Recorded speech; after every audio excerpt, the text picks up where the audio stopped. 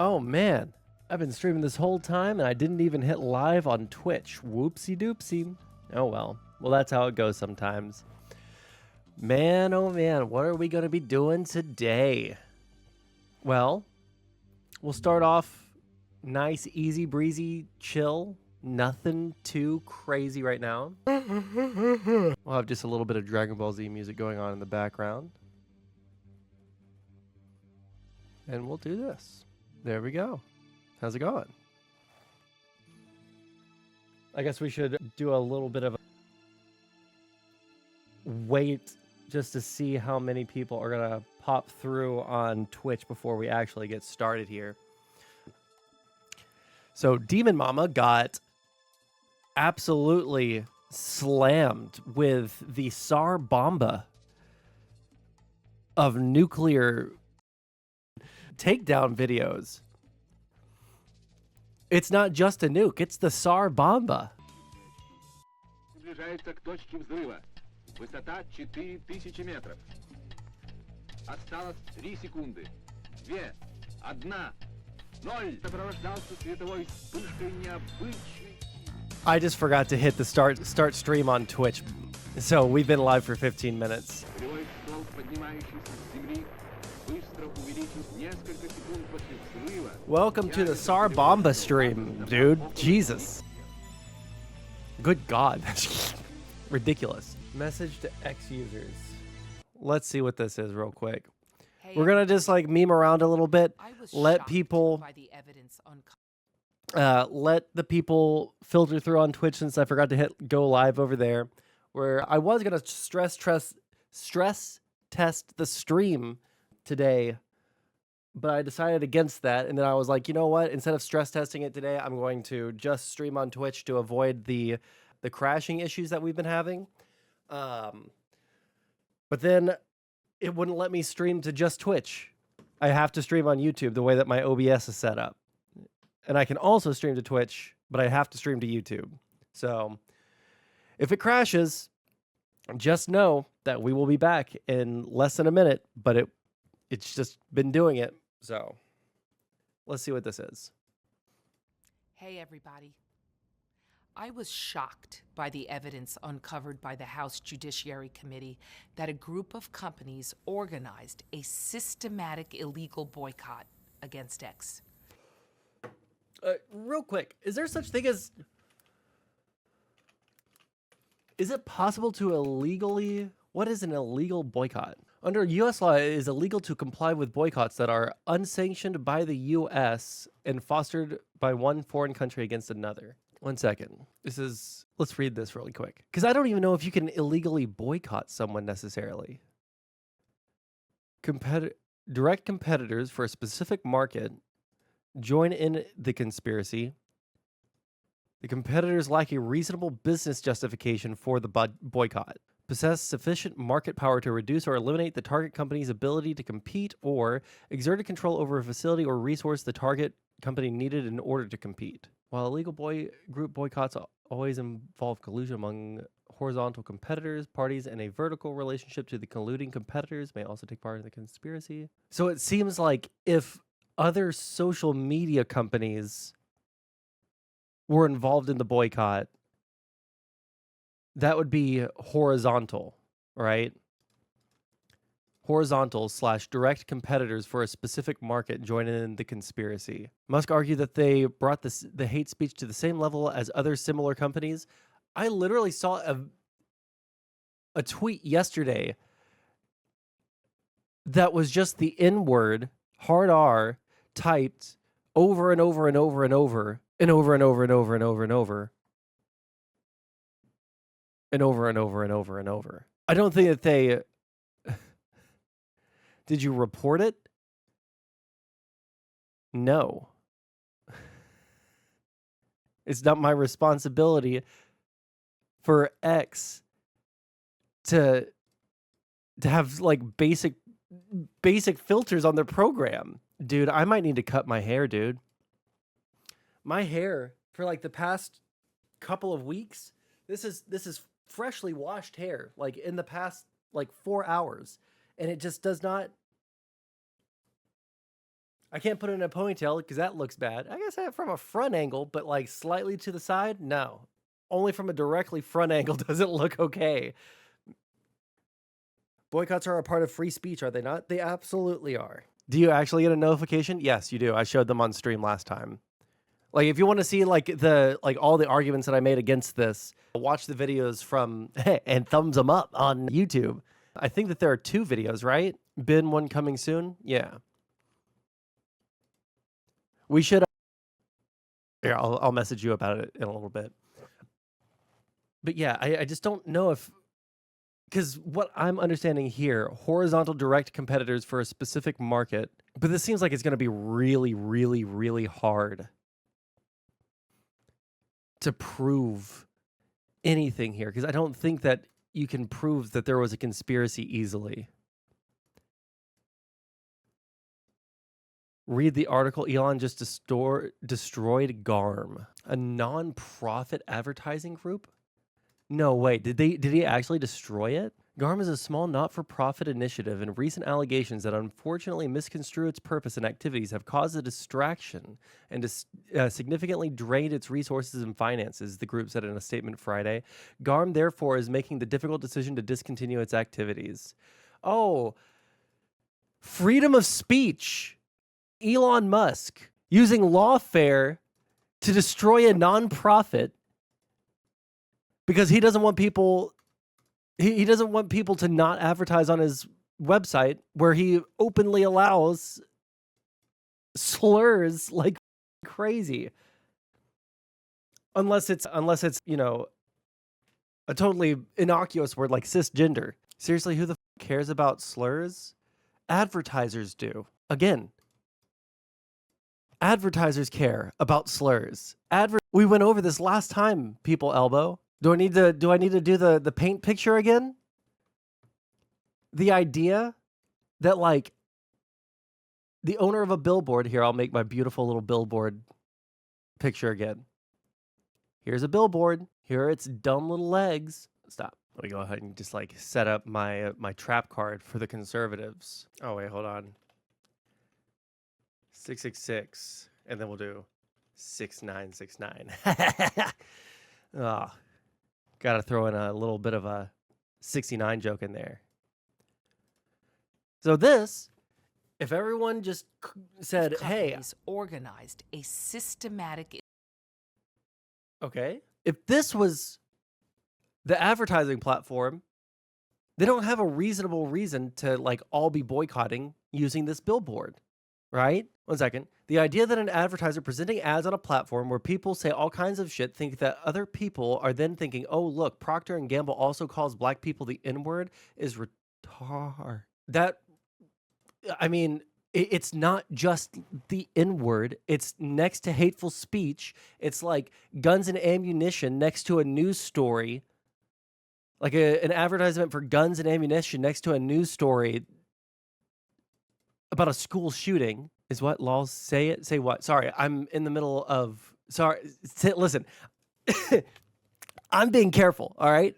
I just got Twitch back. I know. I just got Twitch back. I'm being careful. I'm trying to get that out of my vocabulary. It's a self-defense mechanism to not say it. Okay. Do you have no idea how many times I've wanted to call you that in the past couple of days? All right. But again, this right here, if everyone said, hey, I am not going to advertise there. I'm not going to advertise there because they're not upholding, you know, whatever standards is going to hurt my business.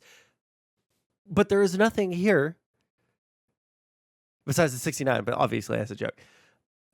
Nothing there is going to like turn away advertisers. However, if there was a wrought iron circle with, let's say, a swastika in the middle of it, which I'm not going to make,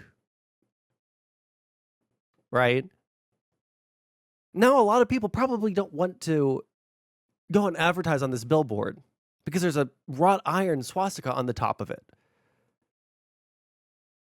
And nobody has the right to sue the businesses that don't want to advertise on the billboard with a swastika on top of it. Do we know what the exact lawsuit is? Yeah, they're saying that they're violating antitrust laws by suing, or by they're violating antitrust laws by not advertising on X. And we went through all of the different things that GARM like put out as markers for whether this is a place that we would like advertisements on. This is a place that we wouldn't want advertisements on. This is a place that we would want advertisements on as long as there's at least one post in between an advertisement and said content. As long as there's, you know, X amount of minutes in between an advertisement and stated whatever right? Like if it's audio, like if it's a podcast and they do an ad read, right? They don't want immediately before or after that for them to talk about X thing, right? All the, like, looking at the thing that they actually did, let me see if I can pull it up here because it'll be in my downloads. Yeah, look at that. Again, like, we can look at the suitability framework here, and the categories are basically not safe for work, adult explicit sexual conduct or content, arms and ammunition, crime, hateful acts to individuals in society, human rights violation, death, injury, or military conflict, online piracy, hate speech, acts of aggression, obscenity and profanity, illegal drugs, tobacco, vaping, alcohol, spam or harmful content, terrorism, misinformation, debated sensitive social issue. These are the categories, and there's low, medium, high, and this is the floor, right? So there's a high risk, a medium risk, or a low risk of these things being on there. And this is the absolute floor. And then when you look at what the solutions that they ask for aren't even that crazy. It's how adjacent to the advertisement, how close it is in relation to the advertisement that the flagged speech is. And it looks like plus or minus 1. You have to separate the ad from whatever one of these things are by one post. There has to be a buffer post in between the advertisement and whatever is like the more inflammatory thing. And then like video in stream versus like audio in stream, like it gets more complicated, right? So if it's on a video, they don't want their advertisement on those things at all. And if it's an audio in-stream thing, so I think what it's saying is, like, however long you made your ad, you can't talk about any of those things for at least as long as the ad was. Shit. I hate sneezing. But yeah, like, it's honestly not even a crazy... It's not even a crazy standard, which is the crazy thing about the lawsuit. And yet they sued this organization out of existence because they didn't want their ads next to those things. But let's keep going. Illegal boycott against X. It is just wrong. And I hate it when white women point at me. When white women point at me, oof. And that is why we are taking action. Today, we filed an antitrust lawsuit against the Global Alliance for Responsible Media, 4 of its key members, and the World Federation of Advertisers. You're goddamn right, People's Elbow. You're damn right. Look at her necklace. Mama and freedom of speech. You don't care about freedom of speech? You don't care about freedom of speech. Against the Global Alliance for Responsible Media, 4 of its key members, and the World Federation of Advertisers. These organizations targeted our company and you, our users.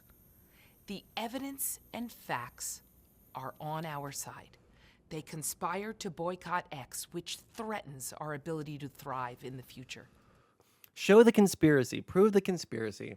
That puts your global town square, the one place Chill that you can now. express yourself freely and openly, at long-term risk. People are hurt when the marketplace of ideas is constricted. No small group of people should be able to monopolize what gets monetized. This group is no match. This line right here. No small group of people should be able to monopolize what gets monetized. Your platform is an ad-selling platform. That's how y'all make money. Y'all changed the rules and the way that you guys censored or blacklisted people or whatever. You changed the way that you did that. And then advertisers no longer wanted to. It's not because it's Elon Musk. It's not because it's freedom of speech. It's because there's a lot of really crazy things being said on X all the time that you guys don't do anything about. All group of people should be able to monopolize what gets monetized. Again, like, unless they're going to make the argument that, like, the billboard with the wrought iron swastika on the top, or like Arbeit macht frei, whatever the I can't speak German, like along the top,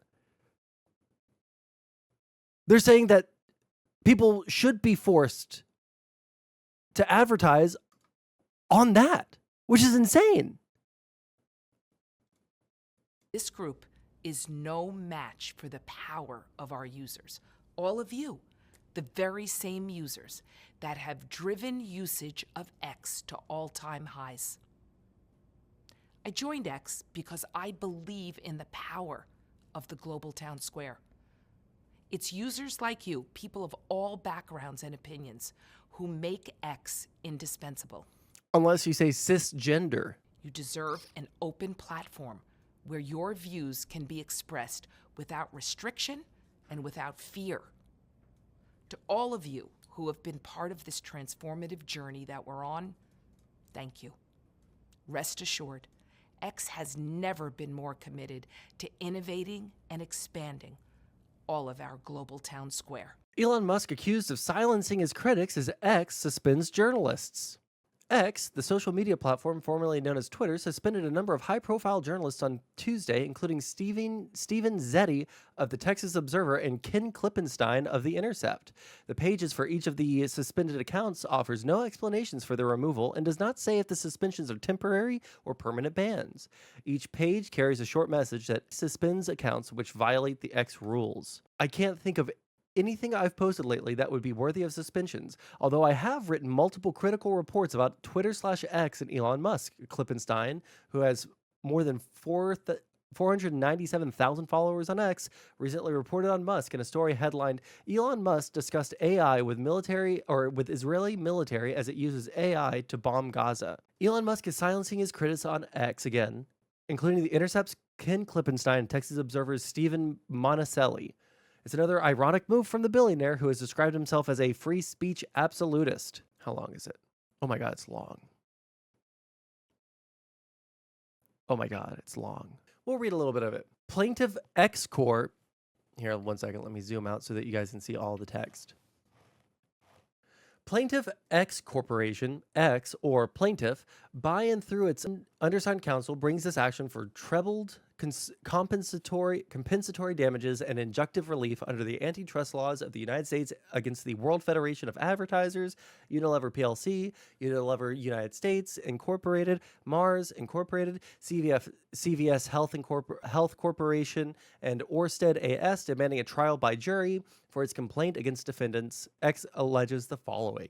There was an organized boycott alleged. I literally yawned at the same time. For some reason, when I'm reading an article out loud, it makes me yawn, and I don't know what the deal is. I'm not going to respond to that. We're just going to read the thing. This is an antitrust action relating to a group boycott by competing... Wait, why was I able to highlight before, but now I'm not? Lame. Okay.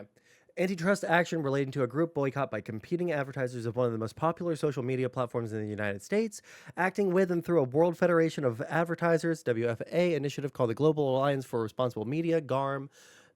The defendants conspired, along with dozens of non-defendant co-conspirators, to collectively withhold billions of dollars of advertising revenue from Twitter, Inc.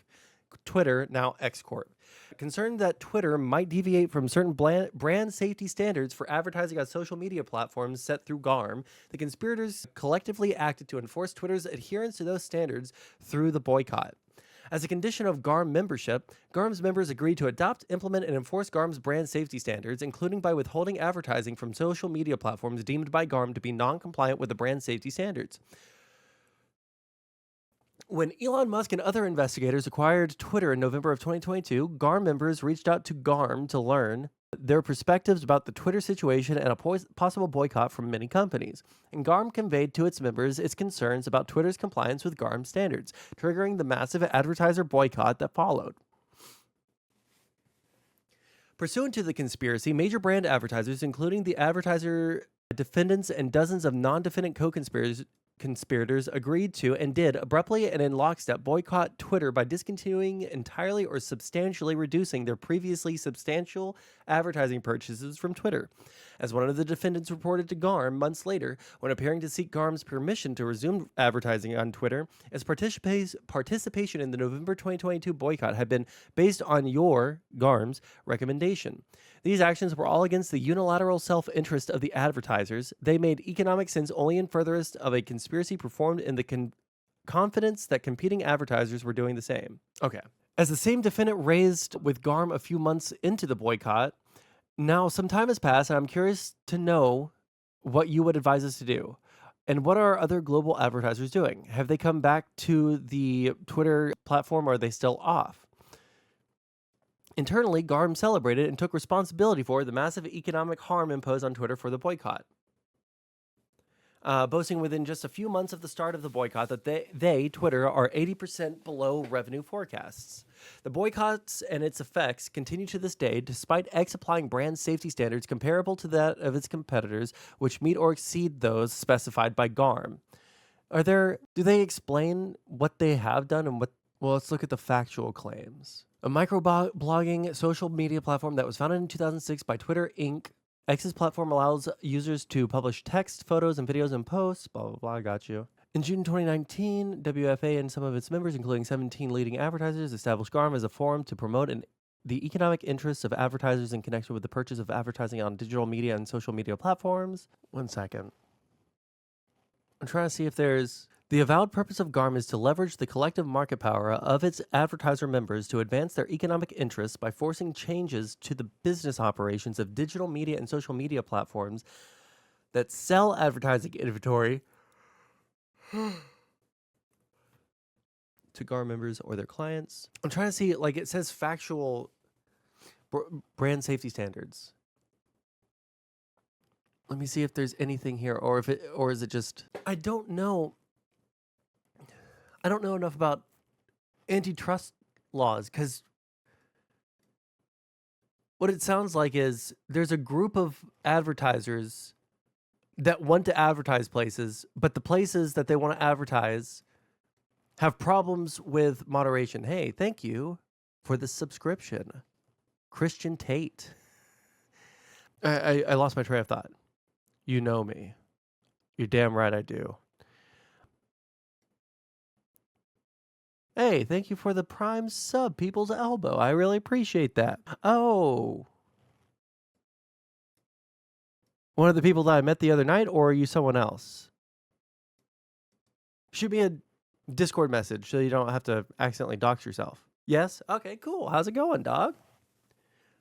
I don't know enough about antitrust law to say whether or not this is violating antitrust, but what it sounds like is there's advertisers, they want to advertise on places, but those places have serious problems with content moderation. So they say, okay, well, if you're able to do this, this, this, and this, here are like a bunch of like different standards, which we have open here. We have like the absolute floor right here. We have high risk, medium risk, low risk. Here are all the different things right here. Hey, I appreciate it, dog. Whether that is true or not is quite beside the point. The point is to associate Elon's attempt here with what I think the Judiciary Committee's attempt to characterize GARM's action as violation of antitrust laws. No, I was just reading y'all's exchange there.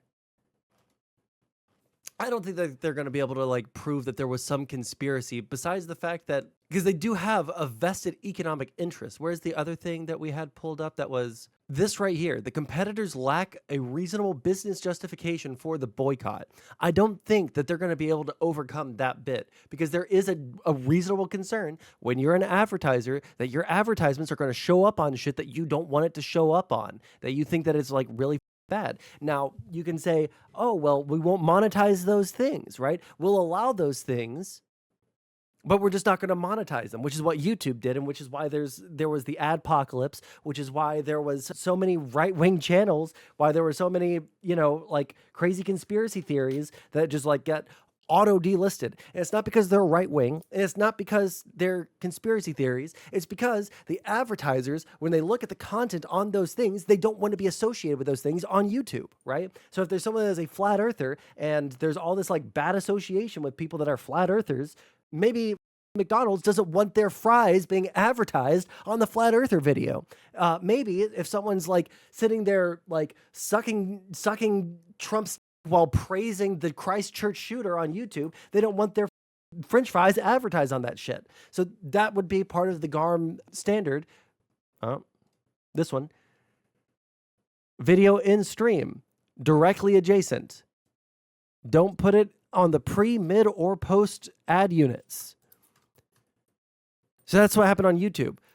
For a feed, all it has to have, it looks like, is plus or minus 1. You just have to have a buffer post in between, right? But I guess like with Twitter, it got so bad that they couldn't do it. Perfect example.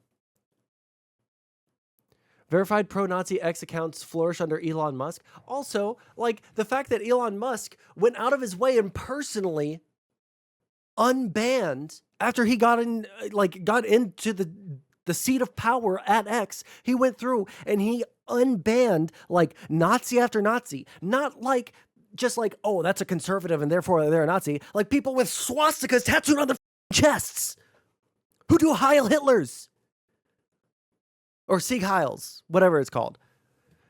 They're actual, literal. So what?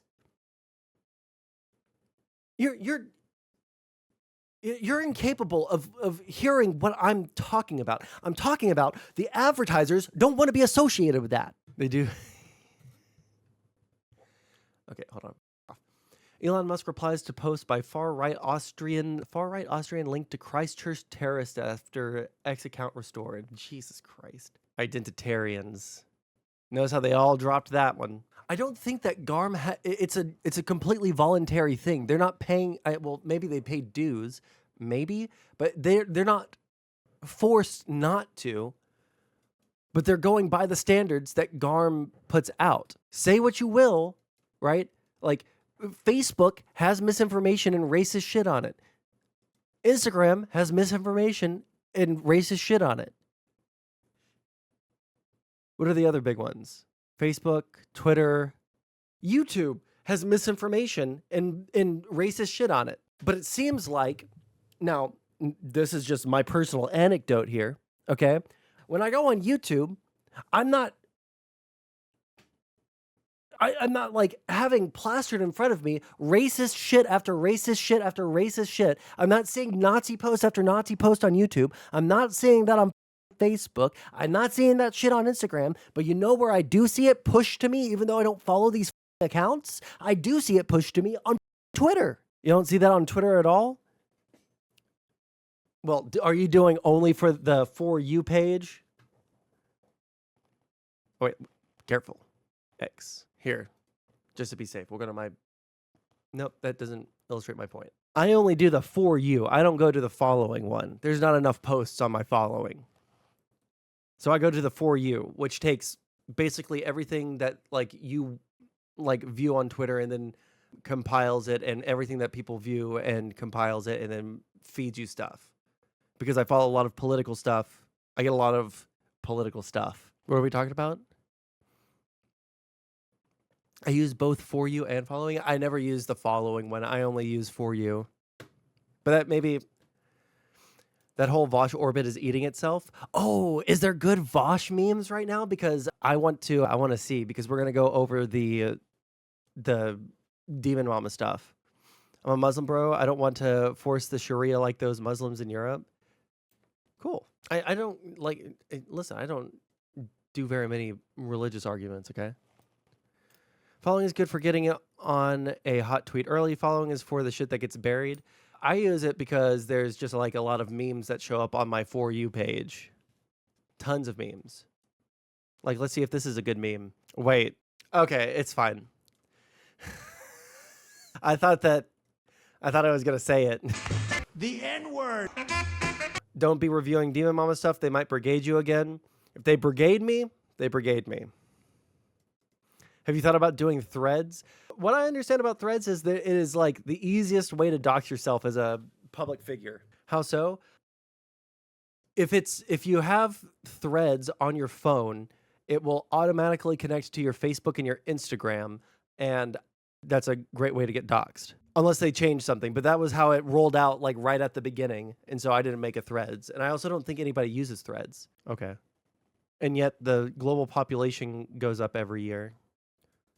We're probably going to reach, like, there's probably a certain point where we're going to reach, like, not a critical point. What's the word? Like a ceiling on the amount of people that are on Earth, the amount of humans alive. So, well, they must have changed that after, because I, like, in the first, like, month of it being around, I thought about making one, but, like, there was a whole bunch of, like, really weird shit about, like, people getting easily doxxed by accident. So I just stopped. Is it even worth it though on threads? Because, like, I don't know, if more people started using it and it started like picking up more, then I might use it, but the only benefit over X is that it probably moderates the like crazy racism shit way more, and there's no nudity allowed. So, oh, okay. Jesus, it's just a cat. Jesus Christ. Honestly, there are a lot of old people on there. Yeah, I imagine.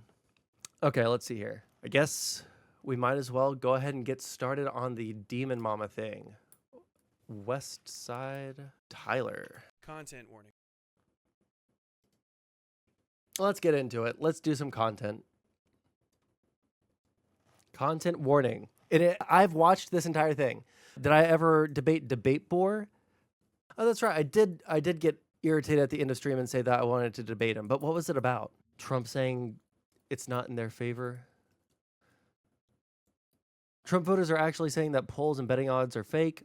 Okay, then your work here is done. Take a break, enjoy a drink, and wait until November 6th because Trump is actually winning. Check his logs. Hold on, I wanna do the DemonMama nuke. Let me do the DemonMama nuke. All right.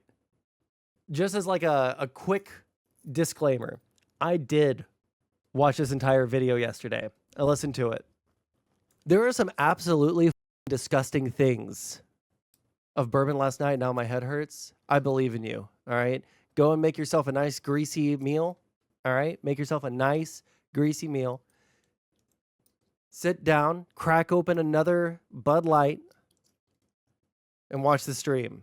Actually, you know what? The thing that we're about to watch might make someone throw up. All right. You might want to be careful. Actually, you know what? I drank bourbon for the first time in like a year last night. Something about stochastic terrorism. Oh yeah, that's right. He doesn't believe in stochastic terrorism.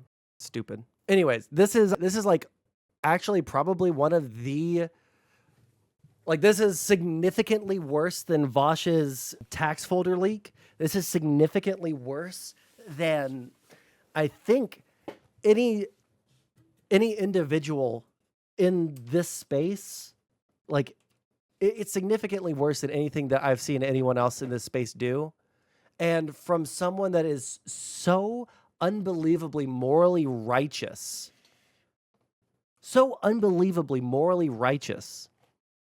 that they'll like go after people for like the smallest infraction. I mean, they went after me. The first time that DemonMama's community went after me was for saying, hey guys, I think that maybe, wait, hold on. I think that maybe you guys calling the workplace and the school of RGR to get her disbarred as a lawyer is going a little bit too far for internet memes. And that was the first time that the DemonMama community turned on me. And then after that, it was all downhill, okay? How's this Pokemon mod compared to Fire Red? Well, I like Gen 2 the best, so I like it better than Fire Red. But yeah, like, they're so unbelievably morally righteous over everything that they do. They try to cancel people all the time. They talk about, you know, horrible behaviors of people to their right. And yet they do. I'll tell you right now, this is a video about DemonMama arguably towing the line. I would say crossing the line into grooming. Then Heart Gold. I haven't played Heart Gold recently enough. I played Heart Gold like in high school. I can't remember, man.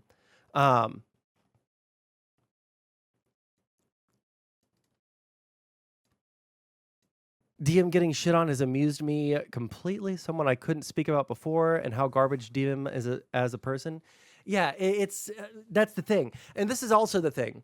This West Side Tyler guy is a leftist, right? Which, that's fine. He, like, actually listening to a couple of his videos after this one that I watched, he actually seems like a relative normie when it comes to lefties, right? I don't know all of his stuff. I only seen this video and a half of another one where he's just going off about something. But he seems relatively normal, right? And this is something that, like, I don't get to talk about this too much because the space that we're in, the lefties are insane. But, like, I know a lot of lefties in real life, okay? I know a lot of actual socialists, actual communists in real life. And they're relatively normal people, relatively successful people, relatively normal, not crazy leftist internet type people. And they're not against voting. They're not like even the progressives online, like the Breonna Taylor or Breonna Joy Grays, the Jimmy Dores. I don't know who else is still in the progressive media sphere. But like most lefties in the world are not like super crazy cringe internet lefties, right? And this is an instance of a normal IRL, just human being lefty getting thrust into this environment, getting shit on by DemonMama's community. And then I guess this guy's also like, he was a fairly successful journalist, and he was successful enough to where he could retire from his job and just like go full-time streaming or content creation because like he has enough of a, you know, enough of a cushion to try and grow a channel, right? Can you ever really know a communist? Yes, I lived with a communist. One of my roommates, he walked around with a cap, like just a black cap that you could get at Walmart, and then he put a hammer and sickle pin on it. He was very big communist, anarcho-communist, and one of the nicest people I've ever known. He's like a really good dude. He's a communist, but as a person, he's like, he was also, funnily enough, the anarcho-communist roommate was the only one of the roommates that every month paid his rent on time. Like every month, he was the only one that paid his rent on time because I was the point person for the landlord. So everyone would send me their rent, and then I would send it to the landlord. And this dumb was the only one that sent his rent on time. Oh, man, funny as. But anyways,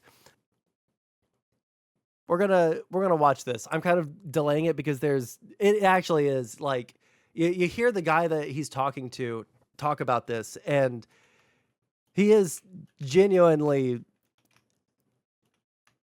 He's not like going hyperbolic with anything. It doesn't sound like he necessarily even really wants to destroy DemonMama, but when it comes to like the things that she said recently around Xanderhal, that was what like was the spark that lit this thermonuclear SAR bomba of a video. Let's just go. This video contains descriptions of despicable acts and depravity involving children that may disgust or disturb you. Do not listen to this video in any public places or where others may hear the content described herein.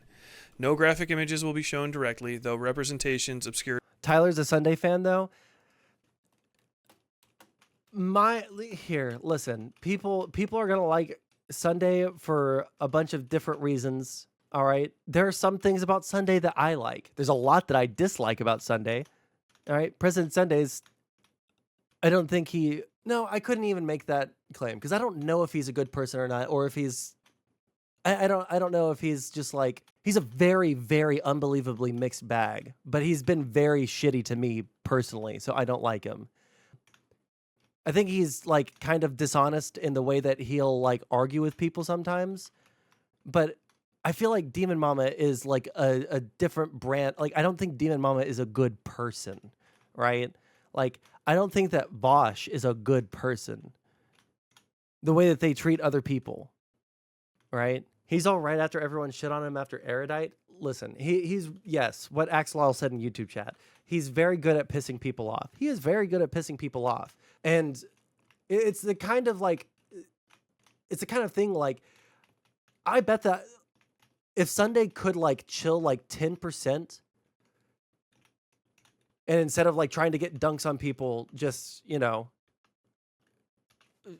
I don't know, could turn it off sometimes, he would probably be a really funny person to be on a panel with, right?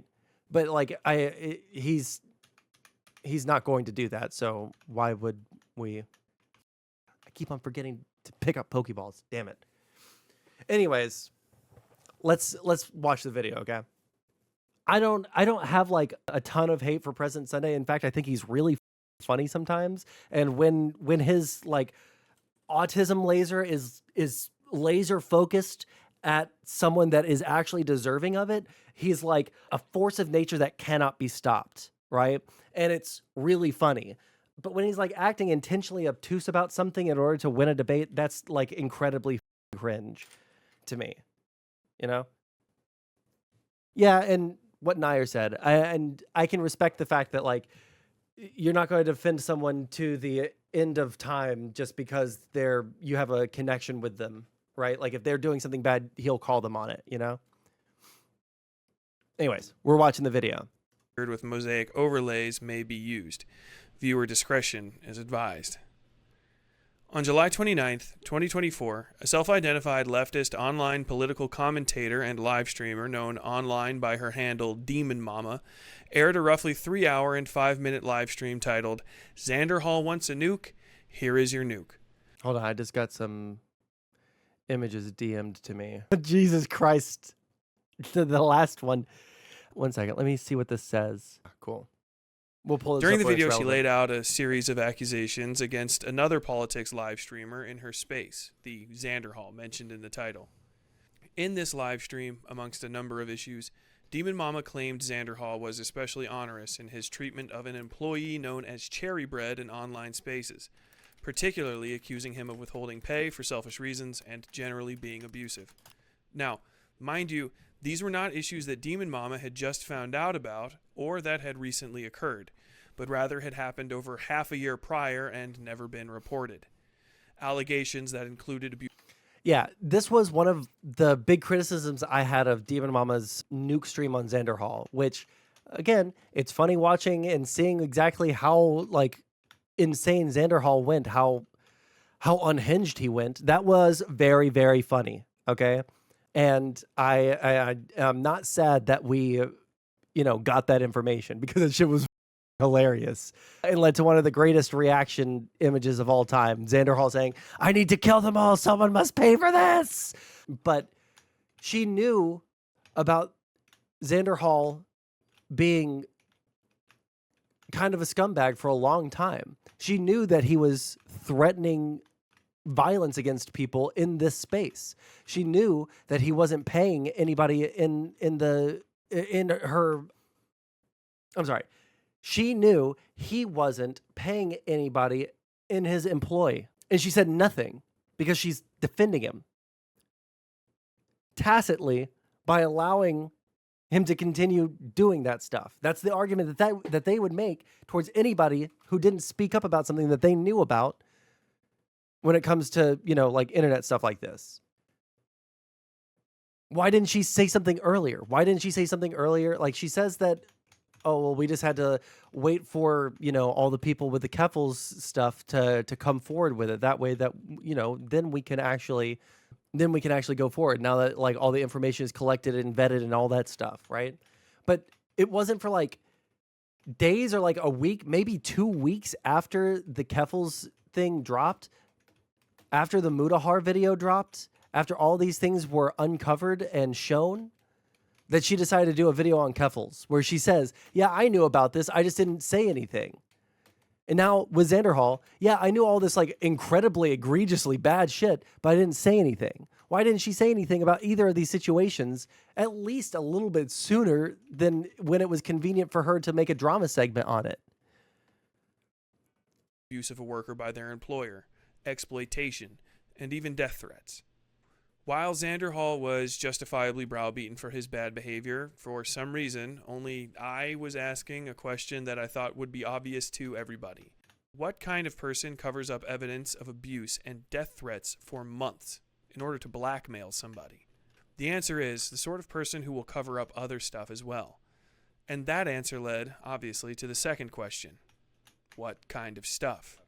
He got uppity with me because I made fun of the idea. Anybody with a passing knowledge of DemonMama knows she's closely connected to and in real life friends with Ian Kaczynski, known online as Vosh Vidya or Vosh.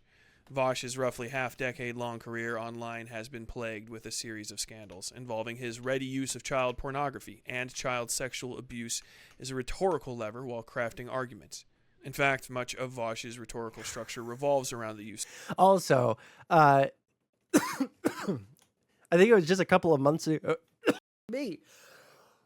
Let me just get myself a sip of water real quick. I feel like it was just a couple of months ago that for the first time I watched the Destiny stream where they confronted Vosh on the Poppy situation, the sexual harassment stuff. Because I didn't think that it was much of anything because Vosh always downplayed it. Destiny didn't really speak on it. So it just seemed like, okay, well, maybe it was like a little bit of like cringe flirting or something, and it was not that big a deal. When you actually like hear and read the shit that Vosh was saying to this poor girl, it's really, really, really bad. It's really, really bad. So the fact that he still got street cred with all the lefties that know him personally, that are in his direct orbit, the fact that he got so much street cred with them, no one ever said anything, is highly sus. The fact that DemonMama never said anything about the tax folders situation is incredibly sus. It's because it's so bad. It's so bad. Of sexual innuendo and even outright gross sexual imposition against others. Some of the best known memes regarding the, at the time of writing, 457,000 sub YouTuber involve painting him as a child sexual predator and his well-documented and outspoken desire to engage in acts of bestiality as a male horse. This culminated... Okay, you can't interrupt me with a million clips, okay? Only if they're directly relevant and directly funny. Hey, Kid Not Kin. How are you? Good, dude. Drawing buttholes for the first time. By the way, this is when this kid was like 14 years old. Good anatomy practice. Can we just send like a squad of social workers to do psych evals on every single like one of these like Bosch era streamers? Bosch, Xanderhal, DemonMama, all of those people, couples, all those people from that crowd. Can we just have like a squad of social workers to go around and do psych evals and check hard drives and shit? Just like full on, just like can we get those warrants signed ASAP? please. Please. Not safe for work drawing. I would probably just say, don't do that anymore. But this was a pattern of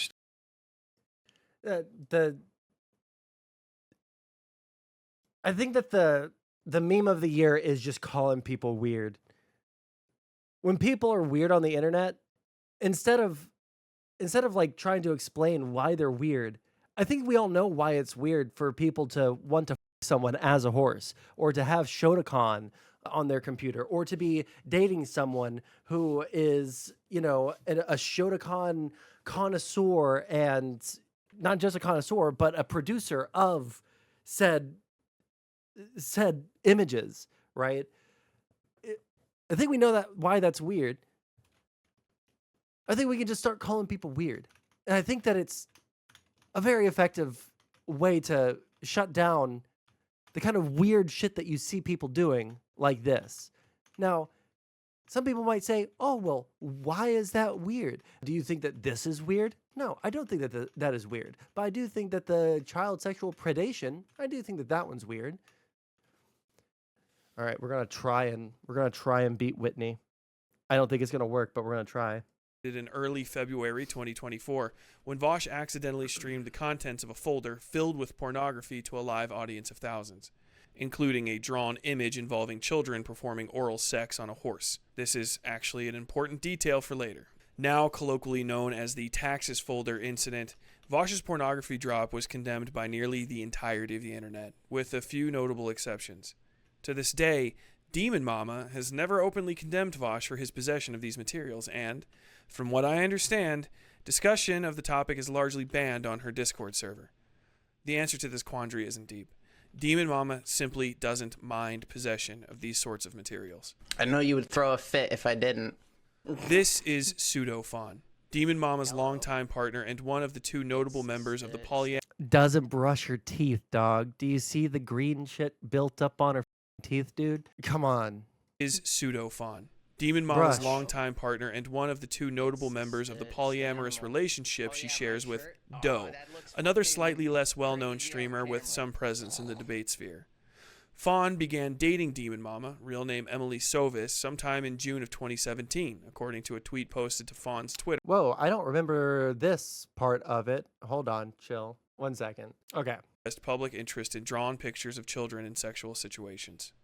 There are a number of tweets to this effect, but to quote a couple of them, I am extremely out of the loop in the world of pornography, probably because all I care about is trapping shota dojins.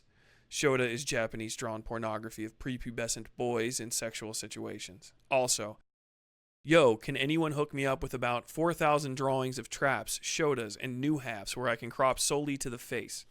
Thanks in advance. Understanding the ages of the individuals involved and the context of what led them to this point is important in understanding the actual gravity of the situation when we get to the interview portion of this video and hear from a person who was victimized by these two individuals and who would have been around 13 years old when he started talking to DemonMama. What the hell did I just hear? Listen, there's another video. Oh, wait, hold on. I can just use this tab. There's another video by Cope and Seethe podcast. Friend of the stream, Beckett, is one of the people that produces this channel. I believe he streams to this channel, and the other people write the scripts. This is bad, dude. This goes through all of the shit in more detail about all of the Twitter posts from Fawn, talking about baby boy and how they're very cute, talking about, how they just love Shotokan and Lolicon, how they want anatomically correct. Okay, if it crashes again, we're going to take a couple of seconds to only stream to Twitch and see if that fixes things. Sorry about that, guys. We haven't thought of a good fix to it that I can do easily, so yeah, we're good. We're live on both. Alrighty. In 2016. We'll get to that shortly, but to clear any confusion, Doe expressed interest in such materials and was still sharing and even making them as recently as this year. Sharing their art depicting extremely young-looking animals and their own childish avatar creature on furry fetish website E621. They are categorized as children in the tags. If you are a remotely normal person, you will hear the things that I'm saying and probably think to yourself, what on earth is going on with these people? I asked the same question, and a very, very curious thing happened. A lot of people from DemonMama's community and the larger Vosh orbiter space seemed extremely concerned about everything regarding the way I talked about her bizarre behavior, except the fact that her partner of over half a decade likes polishing the carrot to draw on pictures of children in sexual situations. These include names of people like Somniostatic and GayFesh, who are often seen in Vosh's chat giving donos and outside of Vosh's chat doing whisper campaigns and trying, sometimes successfully, to get people's social media accounts shut down. But they can't all know each other, right? Well, here they are in DemonMama's stream at the same time during a reveal of her fursona. Posadas John, another consistent Vosh pay pig, is also there, and they all know the porno artist who drew DemonMama's fursona, creature thing, and I find that strange. But for some reason, it's hard for people to articulate these ideas in this space because there's something of a cult of personality around DemonMama, Vosh, and the other individuals mentioned. A cult that I believe threatens, coerces, and blackmails other creators into obedience. And it sounded much, much more far-fetched, even to me, when I was just sharing my thoughts about it on stream. But you know who didn't think it sounded far-fetched? The person I'm going to introduce you to right now. All right, prepare yourselves. This is basically the entire rest of the video. The entire rest of this video is just mostly... Wait, hold on. Well, how many ads are going on? There shouldn't be that many ads. I've tried to fix this like 12 times. 1 second. I can crank them up to 55%. 22 minutes per hour. 3 minutes is what we're at right now. We'll bump it down to 1.5 minutes. Okay? Save changes. Well, what is it if I put 3? Okay. That should be less ads for you guys, but it shouldn't be that bad. It's 3 minutes of ad for every 60 minutes, which is 5% of an hour. Hey, thank you for the gifted sub, my guy. Ad-free YouTube? No, my YouTube is not ad-free unless you got YouTube Red or whatever the f it's called. All right. So go ahead, introduce yourself, and then we can just hop into the timeline of stuff. I need money, doghouse. I am Glooby. I was a thumbnail artist for DemonMama, and I've known her for about 8 years. I would consider myself, or I did consider myself, a close friend of hers for a good amount of time. I suppose I should just get into the timeline then. I met DemonMama, as she's mentioned on stream a couple times. Yo, I will say, I just got a job offer. There's a final interview thing that I have to do, which I know I'm going to be perfect in. So I know I basically have the job. The minimum pay is $55 an hour. So I'm looking forward to that. On Overwatch in 2016, late 2016 at the latest. I was 13, 14 at the time, and our relationship just started off like friendly, and we played games together. I eventually was introduced to her partners, and we played as well. And can I ask you a little bit? So, just because I was talking just then, 2016, this guy is 13 years old and meets DemonMama on Overwatch. Okay. What industry? I'm not even going to say because I don't want weird people on the internet to try and figure it out. About those. So how did you... Actually, Doghouse, just DM me. I'll tell you. How did I'll you DM you. first meet for real? Like, so what, you said you were playing a game. What game were you playing? And at time? So I was 13 or maybe 14 at the time. I think 13 because it would have been, if I remember correctly, it was on Overwatch on a Kings Row match. It wouldn't have been during any of the holiday stuff, so it wouldn't have been like decorated towards it. So it would have probably been summer of 2016. So I would have been 16 at the or not 16, sorry, 13 at the time. I met her. She was in voice call and in the like match lobby, and people were like giving her shit for like talking. I'm guessing, I'm assuming is because she's a trans woman and just people being bigoted and shitty. And I Mhm. was like a goober little kid, so I was like, those people, if you want, we could go play. We were doing well, yada yada.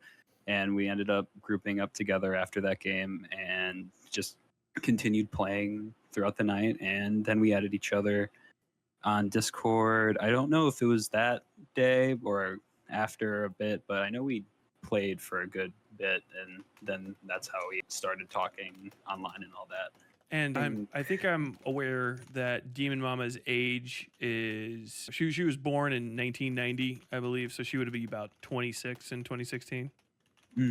I did not know that was her age. Good to know, actually.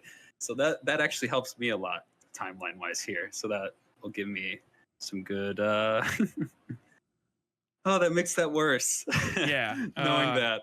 Sorry, I went through. I endeavored to find necessary information because it's obviously quite relevant to this, knowing that the individual would be 13 years older than you. If you're 13 and they're 26 is a substantial difference. But you guys hopped into the Discord and started talking immediately off and on. Did you join her Discord or did you just friend each other?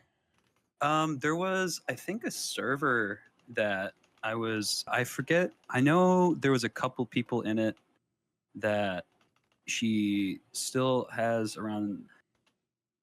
I know Fawn was in it, a partner at the time that she had that she's not dating anymore. Some other folk that were just chill. What's it called? I know at first it was just DMs, and then I was invited into a server where we would go into VC, and it was either a server or a private DM call, or like one of the group ones. I can't remember specifically, but I think it was a server because it had VCs and text chats. Mm-hmm. I think. And what did you I guys can't- talk about, and what was the nature of the server? It was pretty casual. I know there was an art section, so it might have, yeah, it would definitely. Okay, so it was probably a server then if it had an art section, and I know Fawn posted her stuff there, and I posted my stuff there. If it wasn't a server, then it was definitely in DMs or a private chat with all of us in it, because I remember us talking about the different art and DemonMama being there and Fawn being there and some other folk being there. I don't want to name them. If I do name these people, I don't want them to like get thrown through the gutter for this because they were just there. My primary focus on individuals that would have been around DemonMama at the time are on people that are still around her now. Okay. So DemonMama, Fawn, notable figures in her community like GayFesh and the like. Any of those individuals, I would. Real quick. I wasn't originally going to respond to this because I'm streaming on Twitch, but the real answer to this, is it transphobic to say Fawn, the xenogender identity, had some role? No, not necessarily. I know a lot of people that are like they, thems, or xenogender, mostly online, but a couple in real life. And like I think that the internet has a way of catapulting people, all right? Catapulting people who would not otherwise be, what's the word I'm looking for here? People that would be on the fringes of society, not just because of like some social class that they're a part of, like if they're black or if they're trans or if they're gay or if they're a woman or something like that. Not just because of that, because there's going to be some amount of that is going to like negatively affect someone, right? But like, I feel like the internet allows people in those demographics, especially if they're like, if they can come off as cool, edgy, you know, able to roll with punches, able to, you know, not give a right? That gives people in those demographics that usually feel like everyone just shits on them and they're like kind of powerless and blah, blah, blah. It makes, and like, look at it with gamers too. Like most of the people who are like famous gamers would be no-lifing, coding in the dark in their bedroom at some work from home job their entire life and no one would ever know who they are. Like they would die in their computer chair, and people wouldn't find them for 6 months because they just don't expect to hear from this person. You know, like the internet has a way of taking people that like generally on the fringes of society wouldn't get famous because of the either who they are, what they're interested in, blah blah blah blah blah, right? But when it comes to like specifically this kind of like small leftist internet group of people, I don't think it has anything to do with their identities of like their political affiliation. I don't think it has anything to do with their like gender identity. I don't think it has anything to do with their sexual orientation. I think it's just these people, right? And especially because people on the internet seem to have no filter. People on the internet just don't seem to know when to shut the up and stop telling. Like there are some things that you just don't tell other people, right? And I've said this before. And I think I said it around the Vosh thing. Like some things you just keep close to your chest. They're just personal things. There's things that you've done in your life that you're not proud of and you shouldn't be proud of, right? Not that you were like necessarily a bad person for having done them because it's just a thing, right? But they just don't keep anything close to the chest when there are things that you should keep close to your chest. And I think that some of those things are like sexual fetishes. I think that some of those things are your attitudes towards different groups of people. Like if you're going to be a racist person, you should probably keep that close to your chest, right? You probably shouldn't telegraph that out to people, right? Because you might find like the 500 other like ultra racist people that like your content and they all gas you up and then you become, way more open about it. But then you step out into the real world and people are not going to react to your racism very good, right?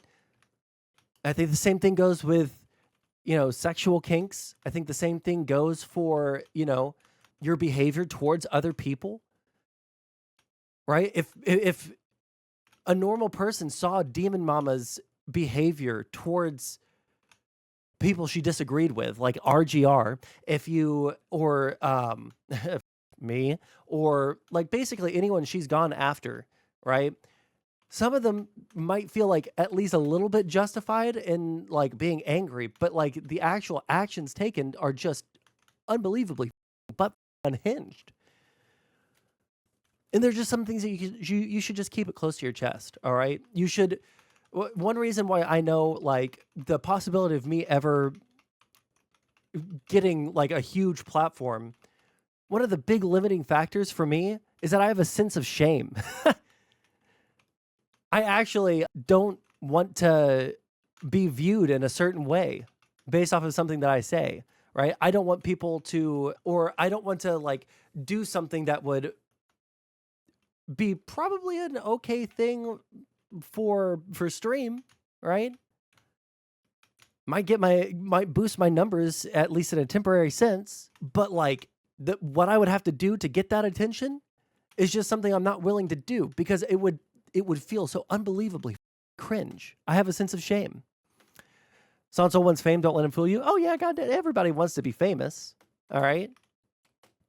I want to sit on my computer and play Pokemon and Crystal Legacy and run up and down Goldenrod City day in and day out and not have to work because people just throw money at me. By the way, if you guys want to throw some money at me, please feel free. I would really appreciate that. I have $8 left in my bank account right now, okay?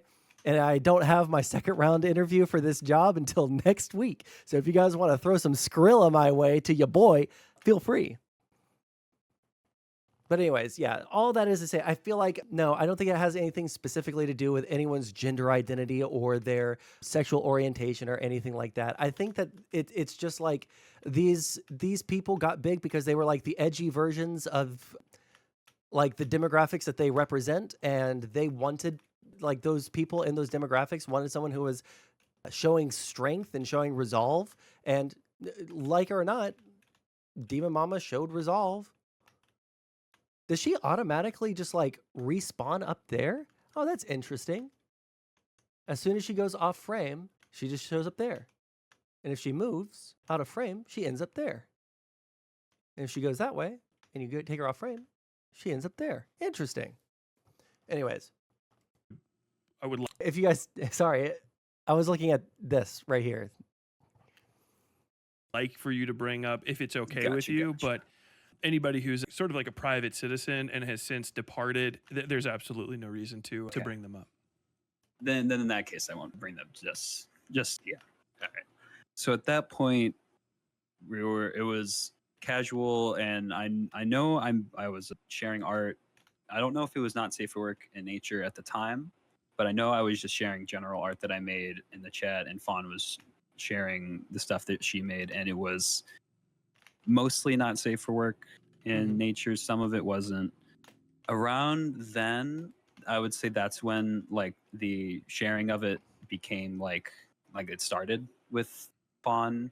I know DemonMama did share some of the stuff that like she didn't draw. I know she doesn't draw, but I know she did share some of the stuff that she was into as well in the art chats. Can I, this is going to be a little gross. You're already familiar with this stuff, but can I describe some of these images and you can confirm that these are the ones that you sent me, that she sent you earlier?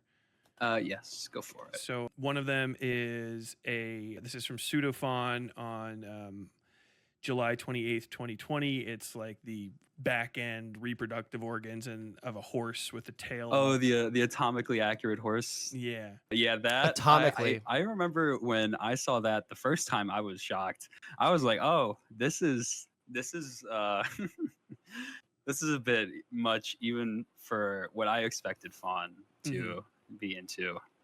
And at this point, well, I guess we'll get to that in the timeline. Wait, hold on. When I was listening to this, I didn't see the images. This is a DM.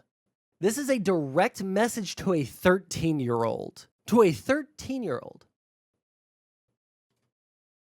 But at this point, I thought well, I guess technically even I didn't follow it at the time as a minor.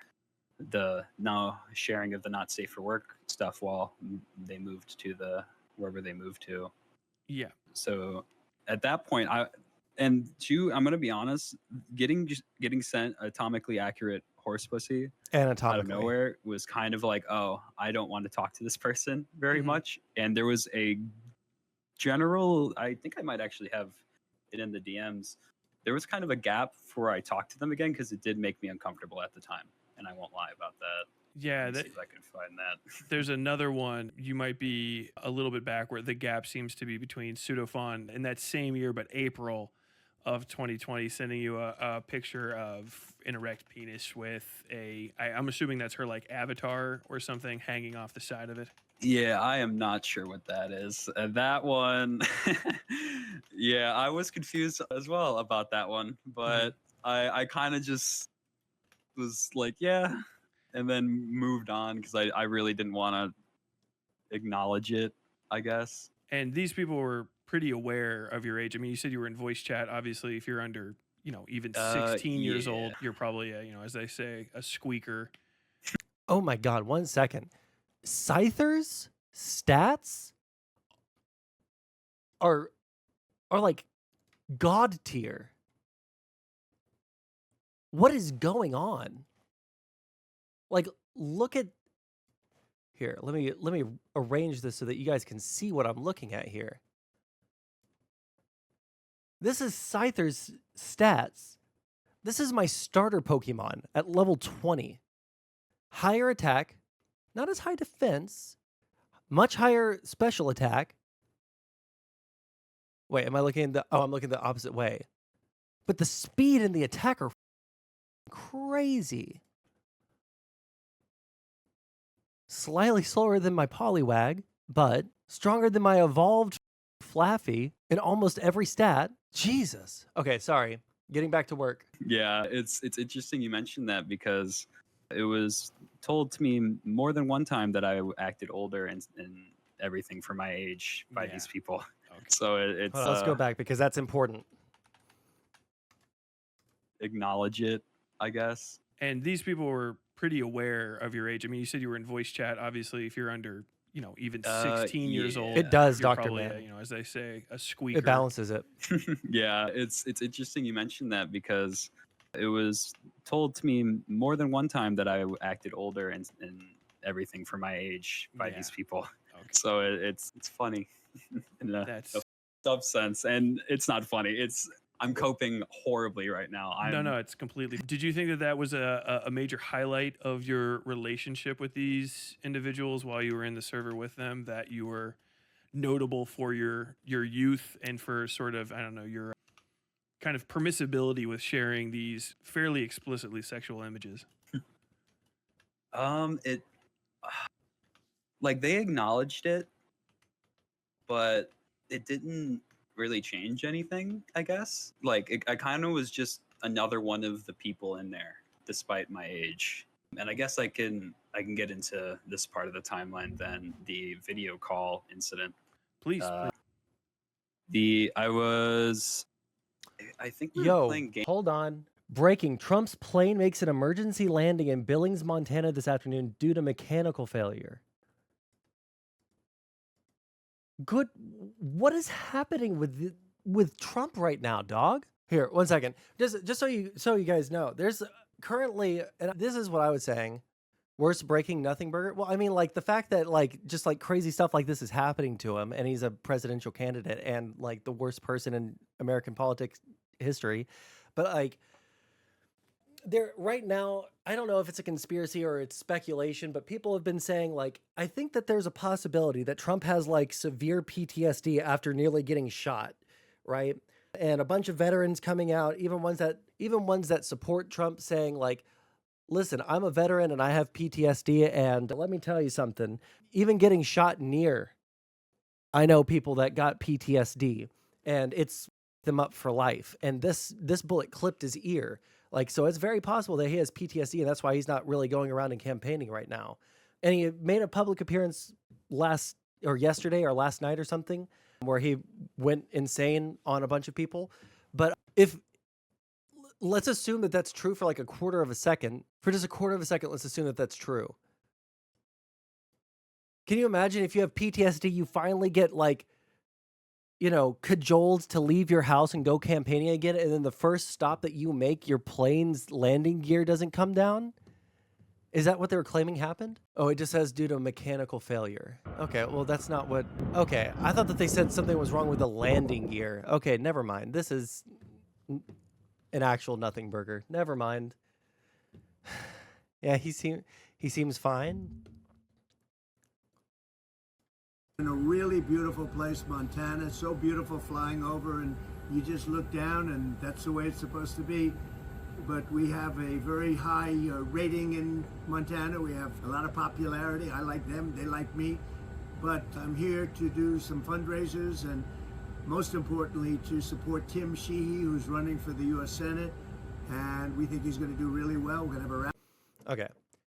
It's the comments, bro? Okay. I am now convinced he is God's chosen one. God is protecting him and his family. Let me guess, it's a Boeing. Okay, well.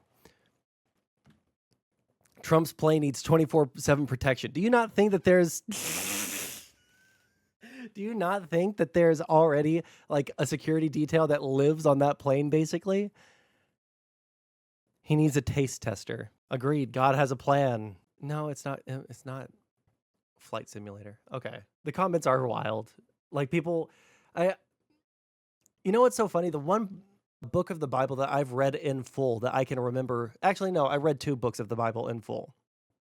Even though my dad was a pastor, I only read 2 books of the Bible, and that was Genesis and Revelations.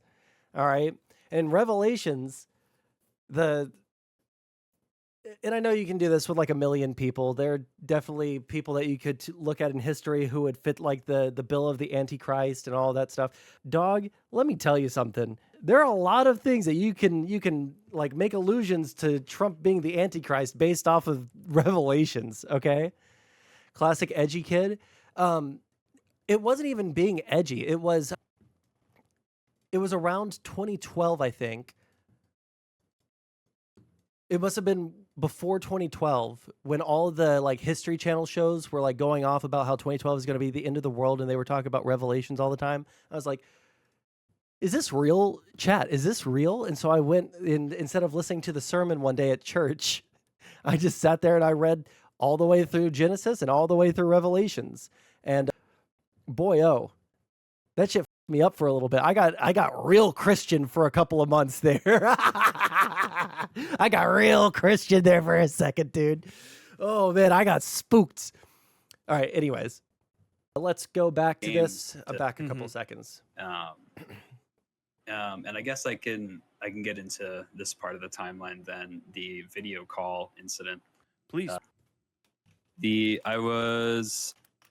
I think we were playing games at first, but it ended up being either we were playing games or drawing or hanging out or something. So I know DemonMama and Fawn were in the call, and Fawn turned on her camera, and I look over, and she's flashing dildos on her screen and laughing. And what's it called? DemonMama did, I will mention, DemonMama did go Fawn, like telling her to stop, but it did not stop Fawn for that to then go into detail and tell me which dildos were joke dildos and ones she actually used. Jeez. And how Oh, wait. old were you at the time? I would have been at the most 14, 15. Okay. And were you on? So not only does Fawn not brush her teeth, she also on a group call with DemonMama and a 13 or 14-year-old boy, or 15. Oh shit, it's 6 o'clock. Or 15-year-old boy, sorry. 14 or 15-year-old boy started showing her collection of dildos and then went into detail on which ones were frequently used or not. Joke dildos. Yes, there's such thing as a joke dildo. I will say this. Do not Google search.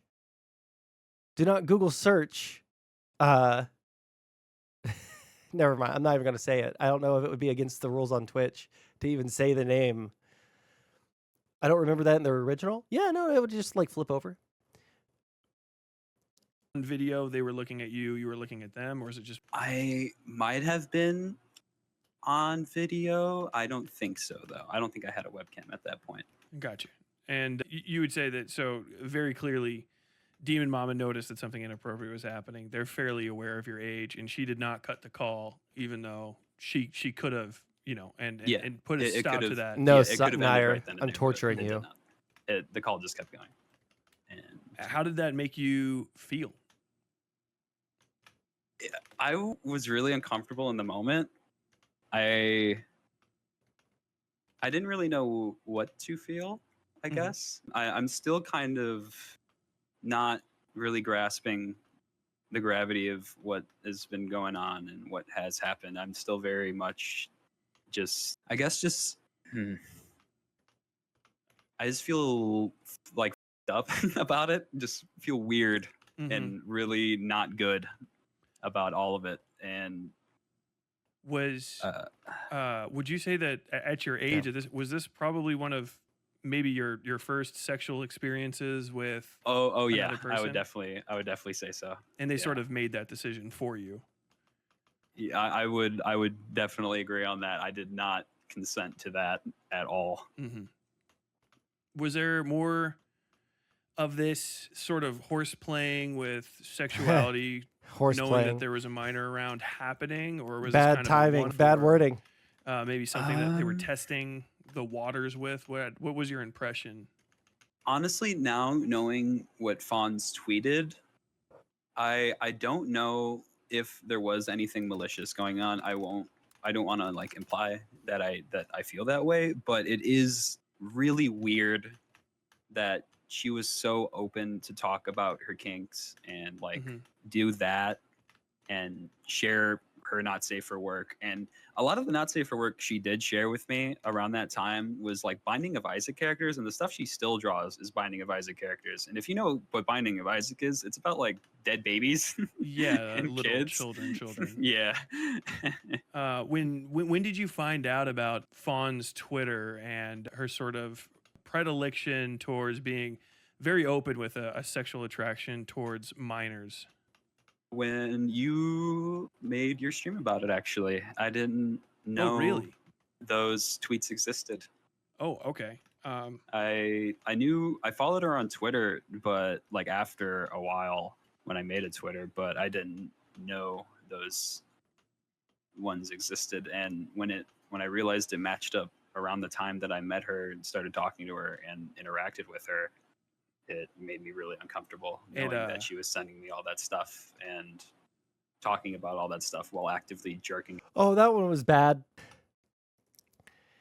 So I don't know if it's too small to read, but this says, I'm just going to have sex with this 3-year-old non-human with demon-looking things coming out of her back. What the f is wrong with these people, dude? That she was sending me all that stuff and she's got the London talking look. all that stuff while actively jerking it to Shotokan. Mm-hmm. I don't want to press you too much more on that, but do you think that there's a direct relationship between their, maybe not necessarily DemonMama as well, but certainly Fawn, their relationship with you and these tweets that they were making? Do you think that there's possibly a direct connection, because they're almost exactly the same time? I really don't want to believe that. I really don't want to think that she did that and thought like that, but there is a chance, and I really don't like that there is a chance that that's a possibility. I don't want to, I mentally don't want to entertain that, because I've known her and talked to her and like have heard like sad shit from her, and her like we've had one-to-one conversations about our existences and all of the shit in our lives, et cetera, et cetera.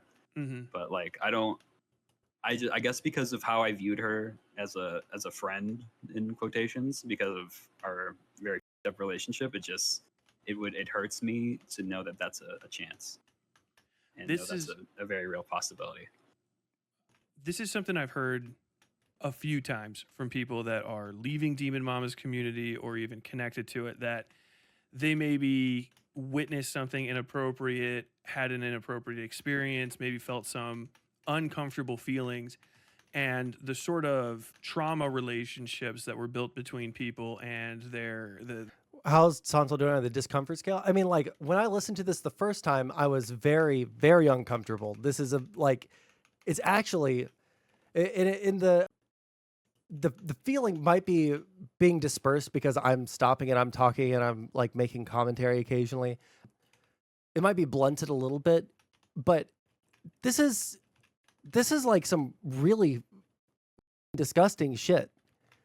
We're talking about a 25 or 26-year-old met a 13-year-old on Overwatch, brought them into a private Discord where their partner and them would post not safe for work images in the art section, either that they produced or that they were just straight jorking it to, would DM, directly message some of these pictures to the child, were in video calls showing their sex toys and describing like with what frequency those sex toys are used to a child, to an actual, like, with knowledge of their age, by the way. This isn't like an accident, like, oopsie doopsie, I didn't know that this was a 13-year-old. They know that the kid's 13 because they are doing voice and video calls with them, and he told them. He told them. It's really, really unbelievably bad. There is no, well, if you look at it this way, I don't know what kind of evidence could come out that could exonerate them. I genuinely, I have no clue. What could make this better for them. I can't think of a single thing. It's just that bad. You don't get onto a video call with a child and show them your sex toys. And we're not even at the end of it. Sort of friendship that they didn't want to lose was something that they felt they had to put ahead. Oh, and mind you, like the reason why we know that they knew that how old they were is not just because, you know, a 13-year-old is not going to sound like an adult, but also they're telling the child you're very mature for your age, which is like one of the biggest groomer things that you can say to someone. Like you're showing, like, let's tick off all the things that we know about grooming. Desensitizing them to sexual images, desensitizing them to sexual conversations, building up their self-esteem about how mature they are for their age. Like this shit's unacceptable. I don't even like to drive my daughter's friends home without her or my wife present. I mean, like, I wouldn't want to drive, like, if I had kids, I wouldn't want to drive my kids' friends home. That's their parents' responsibility, all right? Where are their parents? No, but I understand what you mean. Ahead of maybe, you know, talking about how uncomfortable. Oh, wait, hold on. What is it with these terminally online freaks? It's always the same shitty kinks, furry porn / bestiality, incest, lolicon, etc. It's so predictable at this point. Well, again, like I was saying earlier, I think that the internet makes for an environment where people who are like on the fringes of society can like find solace with each other, especially if they have like a person to... Hello? Okay. I've been looking for the entrance to this the entire time, and I just thought that the brown things were the blockers. Anyways, what was I saying? Oh yeah, the internet like allows people with like fringe beliefs or fringe, you know, interests to kind of like come together, and usually people on the fringe of society usually don't feel empowered, so they're going to be the ones that look for someone that has like an air of authority around them, shit like that. And when they find that person, they're kind of generally like them because they're like, wow, this is the person that is just like me, but they're so much more brave and they're willing to go in and, you know, like defend people like us against, you know, XYZ thing. Why can't they have some interesting fetishes like balloons or clowns? I thought that those, like, I think the Venn diagram of people that find clowns and balloons attractive is just one circle. What is the viral video about? It's about another streamer that we've gotten into fights with in the past for their unbelievably shitty behavior and attitudes towards other people and their canceling attitudes and the way that they weaponize their community and like cry bully their way out of any responsibility. Groomed a 13-year-old boy, essentially. Anyways, I forgot what I was saying. But anyways, why is it that they all have these same things? Like Chris Tyson, this is significantly worse than the Chris Tyson situation. Granted, I don't know much about the... Is it Chris or Ava? Because everyone's been using both, including Mr. Beast, I think. So, like, is it supposed to be Chris or is it supposed to be Ava? Don't forget White Force. Well, we'll get there. Hey, chill, Warren, all right? I don't know anything about these people because I've never given a fuck about Mr. Beast, but, like, we gotta be... It doesn't offend me, but like we got to be careful with my platforms, okay? So like speculating on someone being trans or not being trans or whatever just like try not to do that because I don't want to get banned on any platform ever again, all right? At least not for another year, okay? Ava Chris Tyson? No, it's fine. It's fine. I understand like where people are at on different things, but it's like, yeah, I just got to be careful. Vosh didn't believe in xenogender and he had a good argument against it. And then one day he switched and never offered an argument as to why he switched. Threatening to drop him? No, he owns White Forest. He funds the entire thing. They'll never drop Vosh. That's not what his fear was. His fear was that he was losing subscriber. That's what his fear was.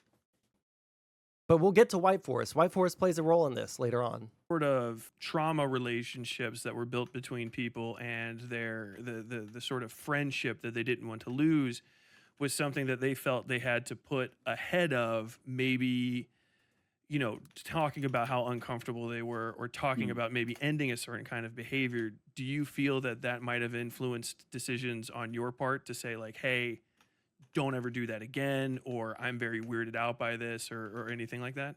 I would definitely say so. I think that's probably why it took until hearing all of that stuff and seeing a friend of mine come on your stream, and shout out to Triptych for talking about the DemonMama stuff, because I didn't know they left, and I knew they were in the middle of the shitstorm that was the DemonMama mod team and that whole community being the mess that it was. And it was a mess when I moderated it, and I can't even imagine how bad it was now with how culty it got in there. It is and I'm going to get to that and some of your work history here in a second. I think I just have one immediate question, and then we could finish up the timeline. There's just one other screenshot you sent me. I'm going to read it to you, and then I just want to get some of your impressions on it. You guys were talking about some other stuff. It might feed his ego, but it's really funny. This is from July 8th, 2021, about a month or a year after some of those previous ones. You wrote, "It'll feed the horny minds, including mine. By the way, if you're worried about NSFW stuff, I'm 18, so we vibing, cuz." And DemonMama said, "I'm not anymore," smiley face. "You've always been respectful about that." Keep in mind, not until 2021, late 2021, was this person turning 18. All right. Everything from early 2021 and before that, this person is a legal minor, and they knew this kid since he was 13 years old. That's a very curious thing for an adult to say. Oh, lovely. Oh, we're getting into this. Yeah. Okay. So when I forget when this happened, but I was probably, I think maybe 15, 16. Whenever she moved to Seattle or Washington or wherever the hell she is, I was told not to send Not Safe for Work to her anymore, because the state and wherever she was moving to, that would be a huge no-no. But not because you were a legal minor. Yeah.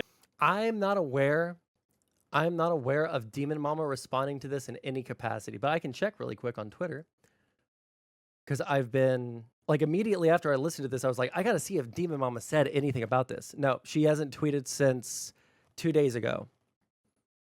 But I think pretty soon in this call, here, 1 second. We'll look at that in a second. But yeah, like immediately after listening to this, I was like, Jesus, did DemonMama say anything? Did she like respond to this whatsoever? My God. Yeah, I'll look at the screenshots in a second, but what I want to look at is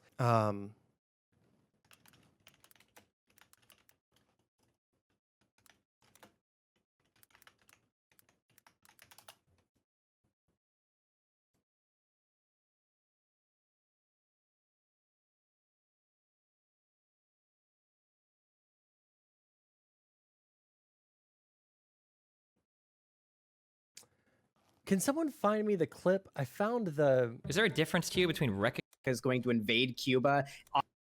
That's not what I want. This isn't the right debate. Someone help me find the video of DemonMama and the Amaranth raising the hand. You know what I'm talking about? Oh, wait, I found the Who debate. agrees that it's kind of blurry to figure out like what section? Get him up there. Could you... Wait. I have a really big question. Does anybody here agree? Wait. Heemed, are you okay with them doing that? Yeah, it's about what you just said, okay? Sure, go ahead. Does everybody here agree? I want to see a raise of hands. Who agrees that it's kind of blurry to figure out like what sexualized content is in regards to some of these hot tub streams? Can I see a show of hands for who thinks that? Okay. All of these people that have their hands up right now, keep them up, get them up there. Could you please keep your hand up if you would be comfortable if a 13-year-old were to come onto Twitch and do an Amaranth bikini hot tub stream? No, but I... The only person still raising their hand, DemonMama. Anyways, let's keep going. Yeah, no. Before that point, it was free game. And so were these things that she not just welcomed, but like asked for? Was there any aspect of like ordering, so to say? I wouldn't say that. It was very like just casual. Like I was just one of one of the what's it called? It's one of the boys. Just we're chilling, we're sending each other our art and the stuff we like, and just kept going until that point, and it did stop for a good bit. I think it stopped for a good bit on my old account because I remember her being very like thank. 1 second. My girlfriend got me a drink. 1 second. Thank you so much. Do you want waffles out? Okay. She even put it in a Star Wars cup for me. Oh, she really does love me. All right. Thankful about it at least once, and before the screenshot that I sent you, but I guess that didn't last very long. And if I have another one up here, I think this maybe you sent a picture of buttholes to DemonMama, and this is November 27th, 2019. She said, of course, it's called Draw Pile. It's supposed to get wild. How are you? Good dude. Drawing buttholes for the first time. She says, good anatomy practice. And then wait, these screenshots are related to me? I don't know if I want to be associated with whoever is. I don't know who this is, but he uses a slur in the post. Notorious trans chaser.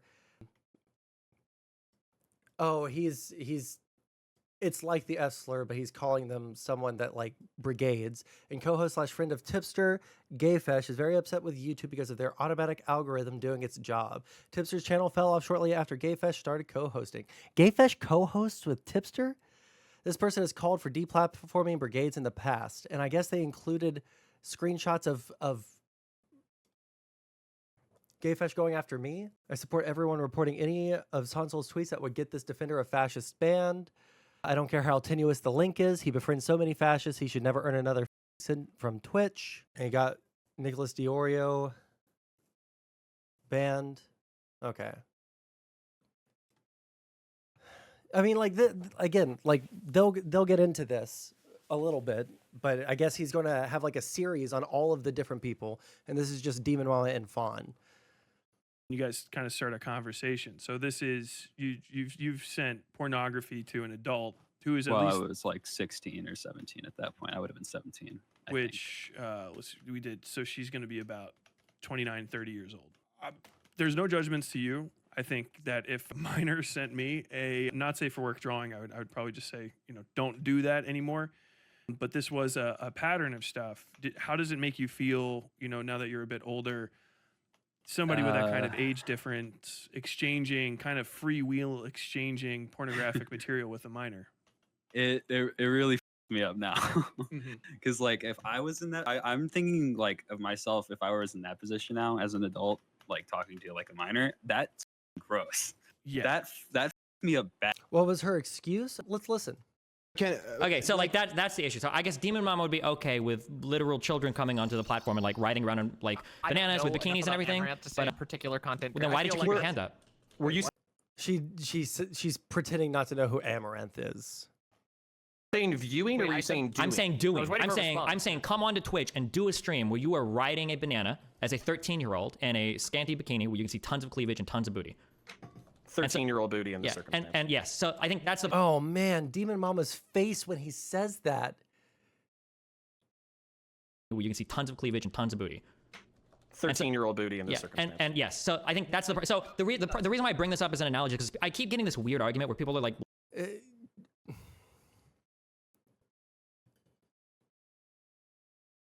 God damn, dude. Listen, I'm not a parent. I don't have kids. I've worked in a capacity as a teacher. I've worked with kids, right? I don't have any kids of my own. But I don't think that, and I'm also like one of the weird internet pedophile hunter people, right? But there's something so unbelievably just like wrong with the way that these people operate. It's just like wholly unacceptable. It's wholly indefensible. The way that they talk about sexual things in relation to kids, and it's I don't want to like too deep into it because like the deeper we get into it, the higher the chance of me getting banned is. But like these people, these weird internet leftists in this crew, it's not a DemonMama or a like a Vosh specific thing. It's like this weird thing that for some reason all of these internet leftists in these communities are part of. Yeah. I'm talking about like specifically like this clique of people. Bad. Like I don't know what the thought process that makes this okay is, but I can't find it. Yes. In my noggin, it just should be no, and the fact that I broke the rule that she set, and the fact that she was just fine with it and didn't reprimand me or anything, that is rather telling. Well, I think also there being a rule that is also telling. Yeah, it's sort of establishing the nature of that interaction seems, that it in my mind, I'm going to use this word. You don't have to agree with me, but this does strike me as being at least a touch predatory. I don't know if you agree with that or not, but yeah, I will a little agree on that one. It is a little fucky in that regard.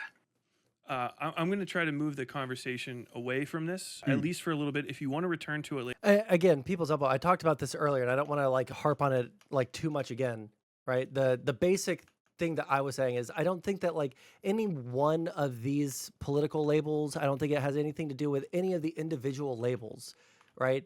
Because outside of these communities, every leftist, every trans person, every single like one of the demographics that these people fall into. I know people in real life that are part of these demographics that are not weirdos, right? But I think, again, I'm just going to like give a short summary. If you want to go back in my VOD and figure out like the full take, because I went on like a 5-minute rant about it. It's basically just people from, especially like fringe of society demographics, when they see someone that is not a victim, right? Like there's a huge victim complex, or not even necessarily, they just don't feel like they are very powerful in society, right? Which all things considered, they're really not. When they see someone that is powerful and is like, oh, I'm going to go in there, I'm going to fight the bullies. And they're like, oh, hell yeah. And then with these specific people, I think that there is a huge element of, there's a huge element of like cult-like behavior.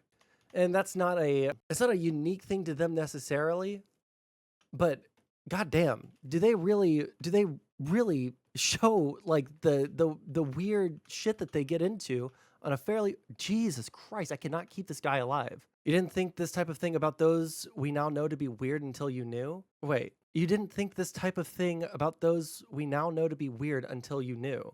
Yeah. When I only knew them as just like other streamers, I didn't have a problem with them. When I saw them doing bad things, and to be like ultra clear, the really bad behavior that they exhibited was either well before I was even involved in Twitch politics, and they were able to really easily, kind of bat those allegations and all of those things away and downplay it to where people didn't go and look into it, which I fell into because I can't know all things about everyone's background. And frankly, I don't care that much about celebrity lives, so I never went to look. But yeah, when I learned and saw what their behavior was like, I didn't like them anymore. Yeah, when I meet someone for the first time, I don't go in with any preconceptions about what they're going to be like. But then after seeing what they're actually like, I'll change my opinion accordingly. Yeah. Later, that's absolutely okay, but it's actually even it's a bit much even for me. I have to assume it's probably a little bit for you. Yeah, it is a lot. Moving into the DemonMama community, which you ended up being integrated into and eventually working for by your own statements to me, you started drawing thumbnails for her and also acting as a moderator. Can you tell me how that relationship evolved to that point?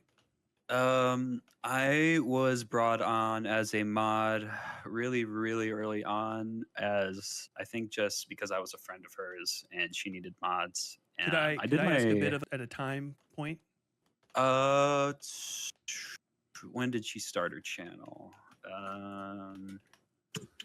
Probably I would probably say just start of her channel. I don't know the exact date, but like really extremely early on. It's like a 2016, 2017 ish. You know, I think I'm supposing. Sorry. If you want to look it up, feel free. Yeah, I will look it up for you. So let's see. So 2020. So about I would say about mid 2020, like late 2020, I started modding for her and being active in her community. And on the mod end, it was the it's interesting. The moment that a bunch of like the political frogs all really swarmed in from all the lefty side, in quotations, the mod team kind of had its first implosion. The head mod at the time and thumbnail artist Gina kind of had a meltdown, and it was a couple things leading up to it, but the entire I forget if she was going to delete something important or start banning mods at random because she had the power to. But we had a full lockdown of the mod chat, and we had to cycle out the thumbnail artist, the head mod, and I think we had to do like a big old talk with all of the mods, and that was like barely when she was like a 1K, 2K subscriber. Like she was really small at the time, so it was already kind of a mess at that point. Were a lot of these people carryovers from the previous Discord you were in? A couple of them were actually. I don't think they stayed for very long. I don't think I met GayFesh as a mod in DemonMama's community, so he wasn't in there. Who was? Sounds familiar, like our mod team. Yeah, it took a long time for our mod team to chill the out. It took a lot of culling people out of our community, either directly or them just being done with everything. Like that's, yeah. It's probably the same with DemonMama's community. Like I'm pretty sure, like the way that he's describing things, the bickering sounds like there were some people that were saying, "Hey, this is like some like weird stuff that's going on here. Maybe we should stop." And those people got pushed out in favor of like the sycophants. All the people that I can think of have either disassociated from DemonMama entirely, or like have just kind of faded out into non-existence from doing whatever they're doing. So, as far as I can remember, I think most of the new mods that were there were either friends of hers or just new people that came in from the community that she trusted eventually. And that seems like it's pretty common that she keeps her friends close. It's a very tight circle. Yeah, I would say so. God, what is it? I forget if there was. I know there was constant fighting in the mod chat. It seems pretty standard for lefty political things, but there was a lot of bickering and like arguing over just nonsense constantly with the mods. And there was more than a few times that the new head mod that we had, and I think even DemonMama had a couple times had to go in and argue with some of the people that she had and drop some of the people that she had going. Oh God, actually, there's an entire, what's it called, thing here. I forgot about. I might have to. I'm grinding to level up my Machop, which I didn't know that I had a fighting type to go into this normal type gym, so that was my fault. Inform you about that at another time. It's all good. That's something to get into potentially. But for this, sorry, I'm drawing a blank really bad right now.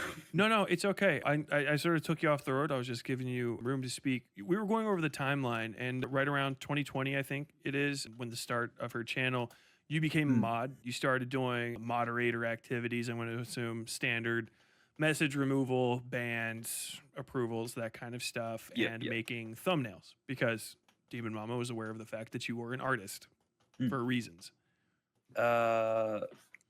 So when I started doing thumbnails, actually, not only did I do the thumbnails, her Drama Mama section, I did the animated intro for that as well.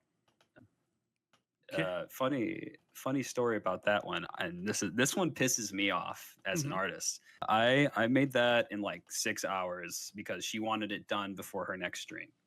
So it looked like ass, and like it's okay, it's an animation, yada yada, it works for her stream or whatever. But I went back and took like multiple weeks out of my time while sick to make it better and nicer, and I sent it to the editing team at the time, and it was never used. And so that, on a personal note, that pisses me off. Sorry. To clarify, by sick, this is right around the time that, or after the time that you contracted Lyme disease, which is something you're still living with now and is fairly serious. Yeah. June, I don't, honestly, it would have been at the end of that year because of COVID. Yeah, at the end of that year, I got COVID, and it re-triggered the Lyme disease that I had dormant in my body since I was a little kid. And just a brief overview of my Lyme and all that. It causes me seizures, immense chronic body pain. I contracted SIBO, I might skip which forward is a little small bit just because there's a long segment in here where they're talking about his sicknesses, and it's not really relevant, and I want to like get through as much of this as possible. Extremely large amount of responsibility for someone who was at the time you were just 18. Hey, how's it going, Malcolm?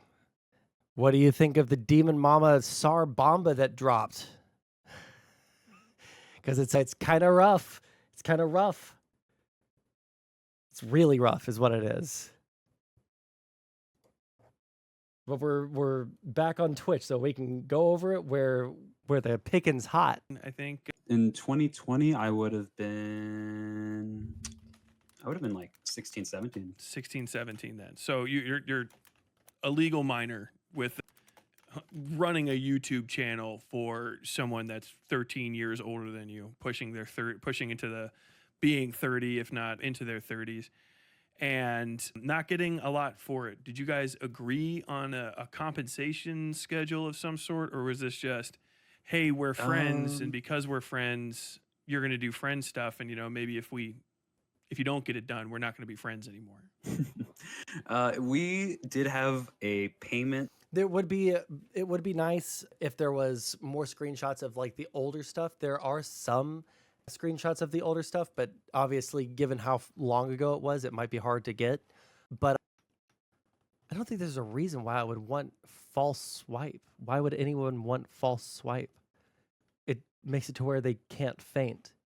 The enemy can't faint. It only brings them down to 1 HP. Here, one sec. System set up. I forget if it was, I think it was like once, whenever YouTube, the payment went out, she would send out her pay for all of her team or whatever. I think it was once a month on, I think, the 15th, whenever YouTube does its whatever payout, and she would collect all her funds and send it out. I could. Hey guys, just so you know, a couple of like a week and a half before this video came out, DemonMama was on stream yelling and screaming and nuking Xanderhal. Why? Because Xanderhal was withholding payment from his editor, was doing death threats to people behind the scenes, but there was a huge emphasis on how he treated his editor. Just keep that in mind real quick as we listen to this, okay? We did have a payment system set up. I forget if it was, I think it was like once, whenever YouTube, the payment went out, she would send out her pay for all of her team or whatever. I think it was once a month on I think the 15th, whenever YouTube does its whatever payout, and she would collect all her funds and send it out. I could see the YouTube payout. I didn't know how much the Twitch was, but I know the Twitch was more because she talked about it a couple times, and I knew for a fact I could do math. I knew at least at the start. Okay, how do I preface this? At the start, it wasn't good pay, but it was understandable given her channel size, and I could understand paying bills, et cetera, et cetera. But would you say it's something fair, and maybe you expected that it would increase as the channel that you were putting your labor in got bigger? Okay. Yeah, and as the labor increase grew on my end with doing the tags and titles and making sure they went out every other day, at this point, this is when I got like sick, like with Lyme. So I was like I was being pumped full of antibiotics and being horribly ill every day. Slightly speed this up. I would have to wake up, I remember, at 10:30 and just hope and pray that I could figure out a thumbnail and title in 30 minutes so I can go back to bed and be horribly sick and sleep all day again. And kind of hammered home. You're still a minor at the time. Were you in school as well? Yeah. This one's a little hard to explain. I guess I was bullied out of high school and then did online school for a bit and speed run through that. And I was essentially in college at 16. Okay. So that's what I did. It is an interesting mess.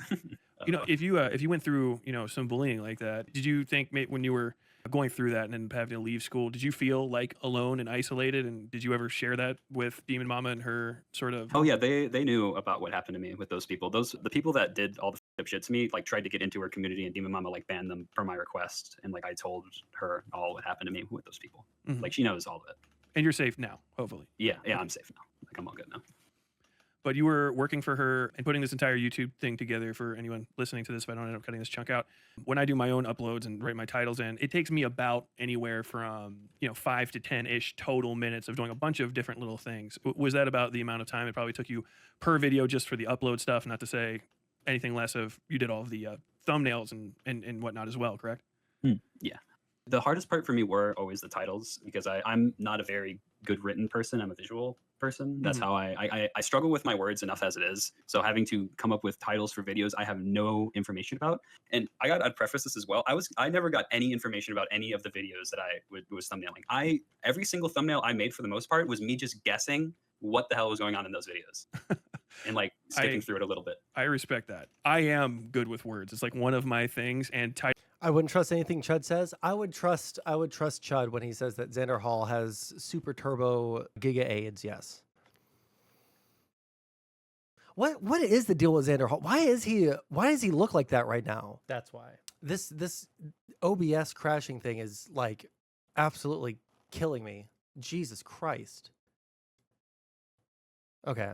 Essentially the exact same work that you were doing. Did you find it maybe a touch hypocritical that she? I found it so ironic for so long. It's been a joke in my friend group whenever she brings up AI art and like how to treat artists, and it's like, oh, what about Glooby?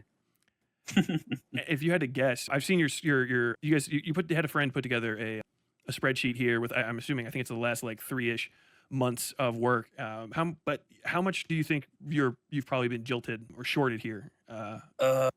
Overall, probably, I don't even know, hundreds. Oh, that brings me to my favorite part about the work thing was she told me that financially, I think when I sent the spreadsheet into her thing and it was like, hey, the pay deficit is like here. I think I have this. I don't know if I sent you the screenshot, but I have a screenshot of her saying that the channel is just not doing well and it's struggling and et cetera, et cetera. She is trying her best, yada, yada. But then I see a tweet from her at the end of the year saying that she went and got a $5,000 custom tongue split from somebody and flew out and went into her Trippie Redd concert. Mm-hmm. So and in the same token, she was bragging about that on one of her streams. I actually looked it up because you mentioned the tongue split. I guess it's one of her iconic features, and she sort of maybe paid for at least a bit of it by. So just as like a quick recap, just in case the split in the when OBS crashed, just in case that wasn't made like ultra clear, okay? She started paying him less and less and less money, saying that her channel wasn't making enough money. So he's like, okay, well, I guess if like the channel's not making money, then it's going to be hard to pay me. I understand, and I'm your friend, and I'll like cut you some slack on that. At the end of the year, she traveled, she took a plane to go to some music festival and split her tongue for $5,000 for the tongue split alone. No back pay ever promised. Nothing like that. Like, listen, full disclosure, full open, honest, okay? There have been times, including right now because I don't have a job, right, where I can't pay my editor, right? And I tell them, listen, I'm not going to be able to pay you right now, right? Either you can like take a month off because you're totally, you know, able to do that. I wouldn't fault you for it. Or like I'll pay you back pay, right? Like I'll, you know, for however long you're working and I'm not able to pay you because of like just life circumstances, I'll pay you. And then I'll pay the back pay. But that was never promised with DemonMama. She just took the money and split her tongue in half and then offered no explanation whatsoever. But have you ever considered that now she can suck 2 at once? Do you know what a tongue is, Tornado Kane? You realize that, you know what? I'm going to preserve your innocence. I'm not going to explain it. Shorting a minor who was working. Well, you might have been over 18 by the time you finally split. I'm sorry, I didn't hammer that specifically home. When did you finally get to a point where you went, I've not been paid in months. I don't think I can continue on with this? Like, I don't know exact. I think it would have been mid 2021 to late 2021 where I was so sick. I was just like, I physically cannot do this anymore.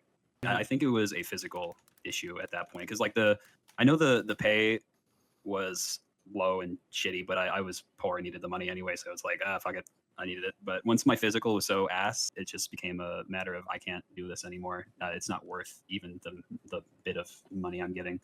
And how receptive was she to your issues about working conditions, expectations, pay, and the like? I will say when I did tell her that I was sick, she was like, I understand, we'll try to accommodate. That may have only applied like 3 or 4 times.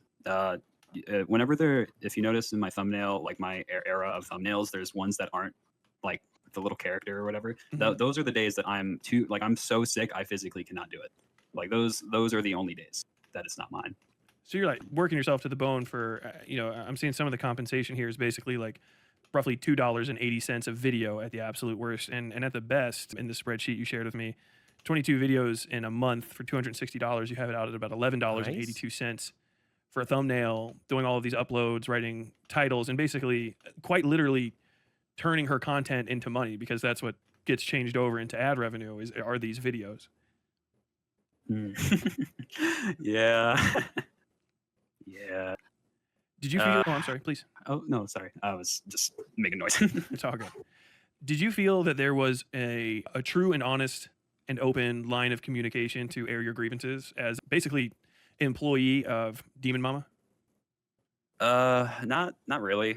I felt like I could talk to her, but I feel like and I did, and still kind of do feel like there was always like a wall of just, it doesn't matter what I say at this point. So you could always have a nice conversation with her, but criticism would be something that was not met with open arms, so to say. Maybe not necessarily hostility, but you don't. Yeah, I didn't, negative conversations with her were not something I wanted to have because it felt like when I did bring up the pay, it felt like I was being put, like I was wrong and I should feel bad for it. Even though every person I've talked to about it has told me I was wronged and yada yada about it. So it's still confusing for me because I still feel like I'm in the wrong. Like you're not. This. I can actually step away from journalism for ethically speaking.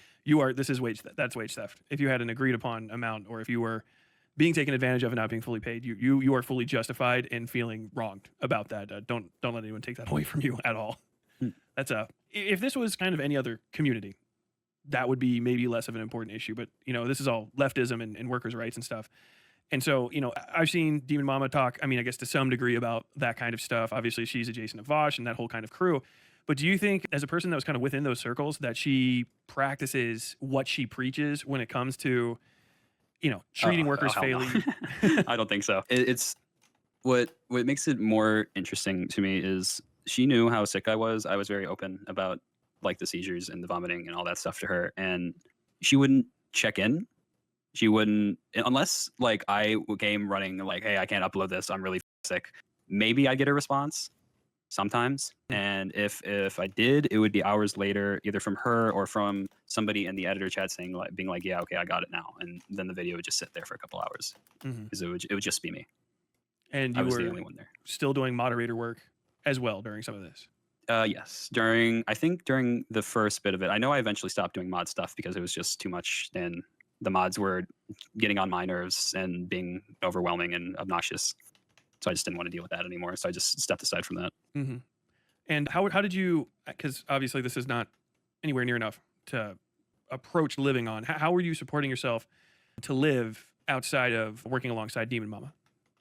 Really trying to get any kind of commission job I could, mostly living through my family to support my meds and everything like that, because it is expensive to manage Lyme disease and treat it, let alone be in a spot where you're stable. And at that point, I didn't really know what was going on with the Lyme and what meds worked. So it was a constant battle of expensive medicine and trying to find work to support that medicine and feed myself. And I will mention this as well. There were more than a few times I had to ask her for money to buy myself food because I could not afford it. Money that she should have paid you. Yeah, should have paid me. That you should have paid me in the first place. Yeah. So at this time, your support structure is basically your natural family that you have. Did you have friends outside of this, or was it pretty much just kind of like your social circle is this kind of internet crew of people that are in and around DemonMama?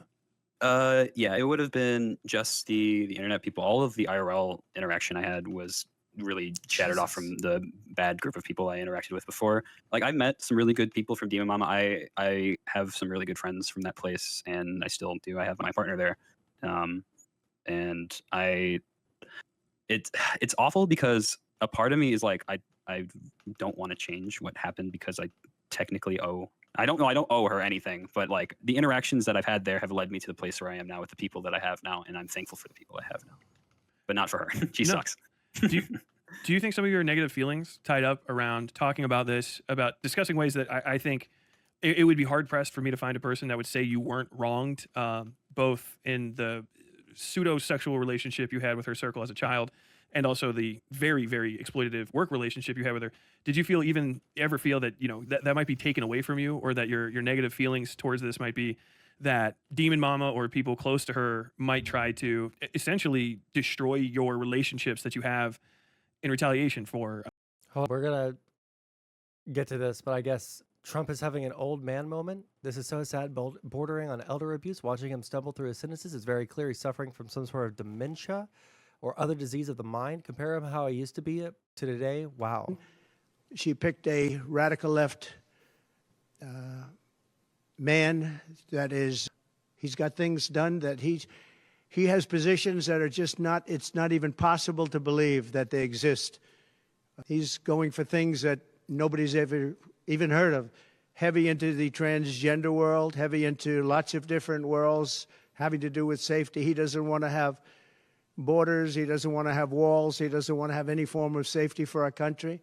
He doesn't mind people coming in from prisons, and neither does she. She picked a radical left man that couldn't think of the word. Talking about these things. I was, and I am still very actively worried about what this is going to do and what it would have done then, especially then with the people I knew. Because like all of my friends then were really into DemonMama's like whole thing, and we all eventually left for our own reasons because everyone got sick of the treatment there and how things were ran, et cetera, et cetera. But I was worried about how this would affect a lot of things with people that I've known from there. And good to know that everyone that I do talk to from there all has the same consensus about this. Thank God. But Yeah, I was worried about how this would affect things with people I knew, and the person I was actually worried about that I didn't know left a year ago at this point was Triptych. They were a big mod in DemonMama's community. I know they were very outspoken about how they felt, and I'm glad that that continued with the bullshit DemonMama was and her mods are probably pulling then, and probably why they dipped. Mm-hmm. I should say. Would you say if there's someone else that feels this way, not like everybody has to turn their back on DemonMama, not be her friend or anything like that. I'm not making that argument, but for anybody that feels scared of walking away from that group because they're going to like lose everything, or they have feelings that are like that they maybe couldn't quite put their hands on. Do you think it's worth it to walk away if you're feeling that way? Do you feel good now that you've got this distance and this clarity on the situation? I would definitely say so. Especially when I was working for her and my entire like existence was essentially was her. Like my friends were all associated with her. My job was her. My day to day was drawing her, thinking of things for her thing, yada yada yada. That I would have never have thought to do this. This would have destroyed every single opportunity I had, my source of income, all my friends. At that point I thought I was if I did this. That's very reasonable. But now with the people I have and everything like that, it is very scary, and I am actively shaking in my boots. But it was worth it, and I knew it was right when I felt relief telling my partner and then telling you, and knowing that this is out there or going to be, and it's just over. It's giving me like a bit of, I guess, just relief mentally and physically. Like a weight is off of my back, I guess, in a sense. I don't want to push you to making a conclusion, but you described a situation a little while ago that would be pretty crazy. You know, you said you woke up, you were sick, and your friend circle was DemonMama, and your job was DemonMama, and you drew her, and you talked about her, and you made things for her. To me, that sounds like almost a religious-y type thing. And I'm not going to push you, but would you say that there's an aspect of cultishness maybe in and around how her circle operates and kind of in what she maybe expects from people that are immediately around her? Totally. It is such a cult of personality. If it wasn't then when I was there, it is so bad now. Like, oh my God. Message from her on Twitter. I have not read this message. I've read the non-imps, I guess. I was there. It is so bad now. Like, oh my God. I can't even imagine how bad it is now. If I was like that then with there's a really funny meme coming up here in about 1 minute. Okay, prepare yourself. All the people, how we all just talked about DemonMama and her politics are so good. Oh, it's all DemonMama, all DemonMama, all DemonMama. I can't imagine what her chats are like now, where it's even more controlled and more like, what's it called, withered out all of the non imps, I guess, in this case. Mm-hmm. I would definitely say it's very culty there. I've like checked in there once or twice to see like how much stuff has changed, and it just looks very, very one-dimensional in their thinking, I guess. Mm-hmm. is the way I'd put it. It's very DemonMama oriented. Basically, literally on that same note, with the nervousness and stuff that you were feeling, have people been trying to reach out to you, or do you feel like there's been any pressure as you've been getting ready to come forward? Funny you mentioned that. So about an hour ago, or a couple hours ago at this point, when I woke up, I got a friend request from DemonMama, and I have a message from her on Twitter. I have not read this message. I've read like the first little preview bit of it, and I'm already really not looking forward to this. And I wanted to save that for this. So we're going to do that. Yippee! Okay. I'm going to struggle. I'm ready when you are. If you'd like to read it now, or if you want to continue the conversation before we do it, either's fine with me. Sure. Because it matches with that a bit. I should do that now. Oh God, what is this? Okay. Hey Glooby, I wanted to ask you something. I was informed by a friend that they saw you posting a thread about Fawn in the Discord of a guy who has become dangerously obsessed with myself and my family and my friends, and I assumed it was someone impersonating you, and you'd recently messaged me and we talked in a bit very friendly. Hell, your on here last messages were helping you get that GoFundMe going. And I want to mention this GoFundMe thing. Mm-hmm. So I almost went homeless one time, and I messaged her that hey, I'm going to go homeless. I need like help. If you can send this out there in some capacity. She was like, yeah, sure. 4 or 5 days later, I get a retweet from her on it. Nice. that was her grand help, which that upset me for multiple reasons. One, because I've known her for so long. Two, I've seen her like do entire charity streams for other people. but God forbid a close friend. Yeah. So I know it's like it's just upsetting that was what I got from somebody I apparently helped so much, et cetera, et cetera, et cetera, et cetera, et cetera. Okay, so the rest of this, I assumed it was someone impersonating you and had recently messaged me and been friendly. Go fund me. When I went to message you, you had blocked me on Discord. I feared I would send a message on here. What, if anything, is going on? Westside Tyler is a dangerous person who recently threatened to dox and injure or kill a friend of mine and a former artistic collaborator of yours. I don't know what's going on, but please be careful in engaging with him. I truly hope you're not going to help someone so unhinged and violent to try to hurt my partner and me. That would.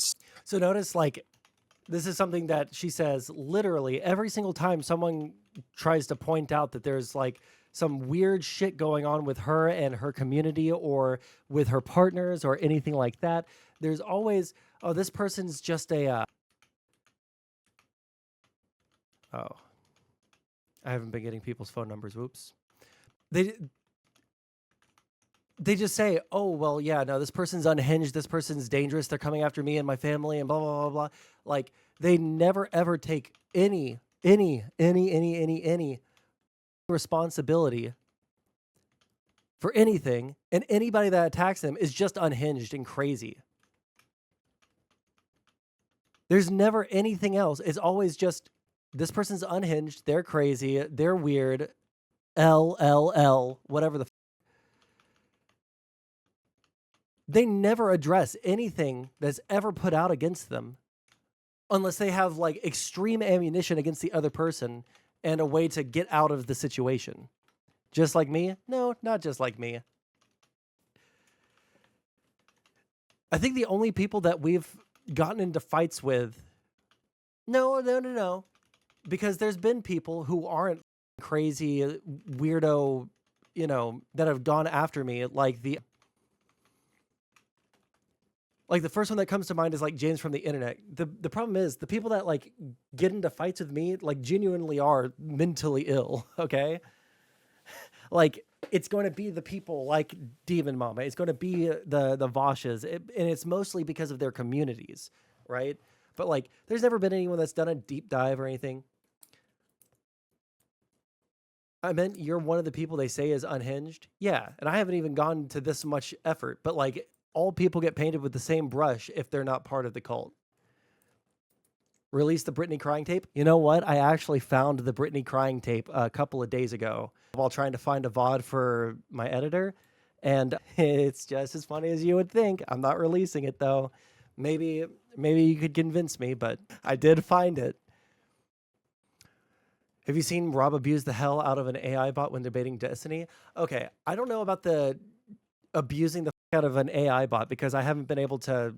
I listened to like a combined 15 minutes of Destiny stream today while going around and cleaning stuff up and going to the store and stuff.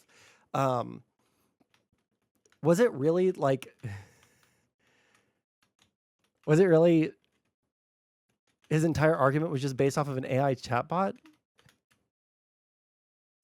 I think that the Andrew and Rob's debates against Destiny have been some of the most insane and the most embarrassing for them shit I've ever seen in my entire life. I don't even know how they pretend that they won those things. He goes into detail about it during stream today. If you can link me a timestamp, that would be fun.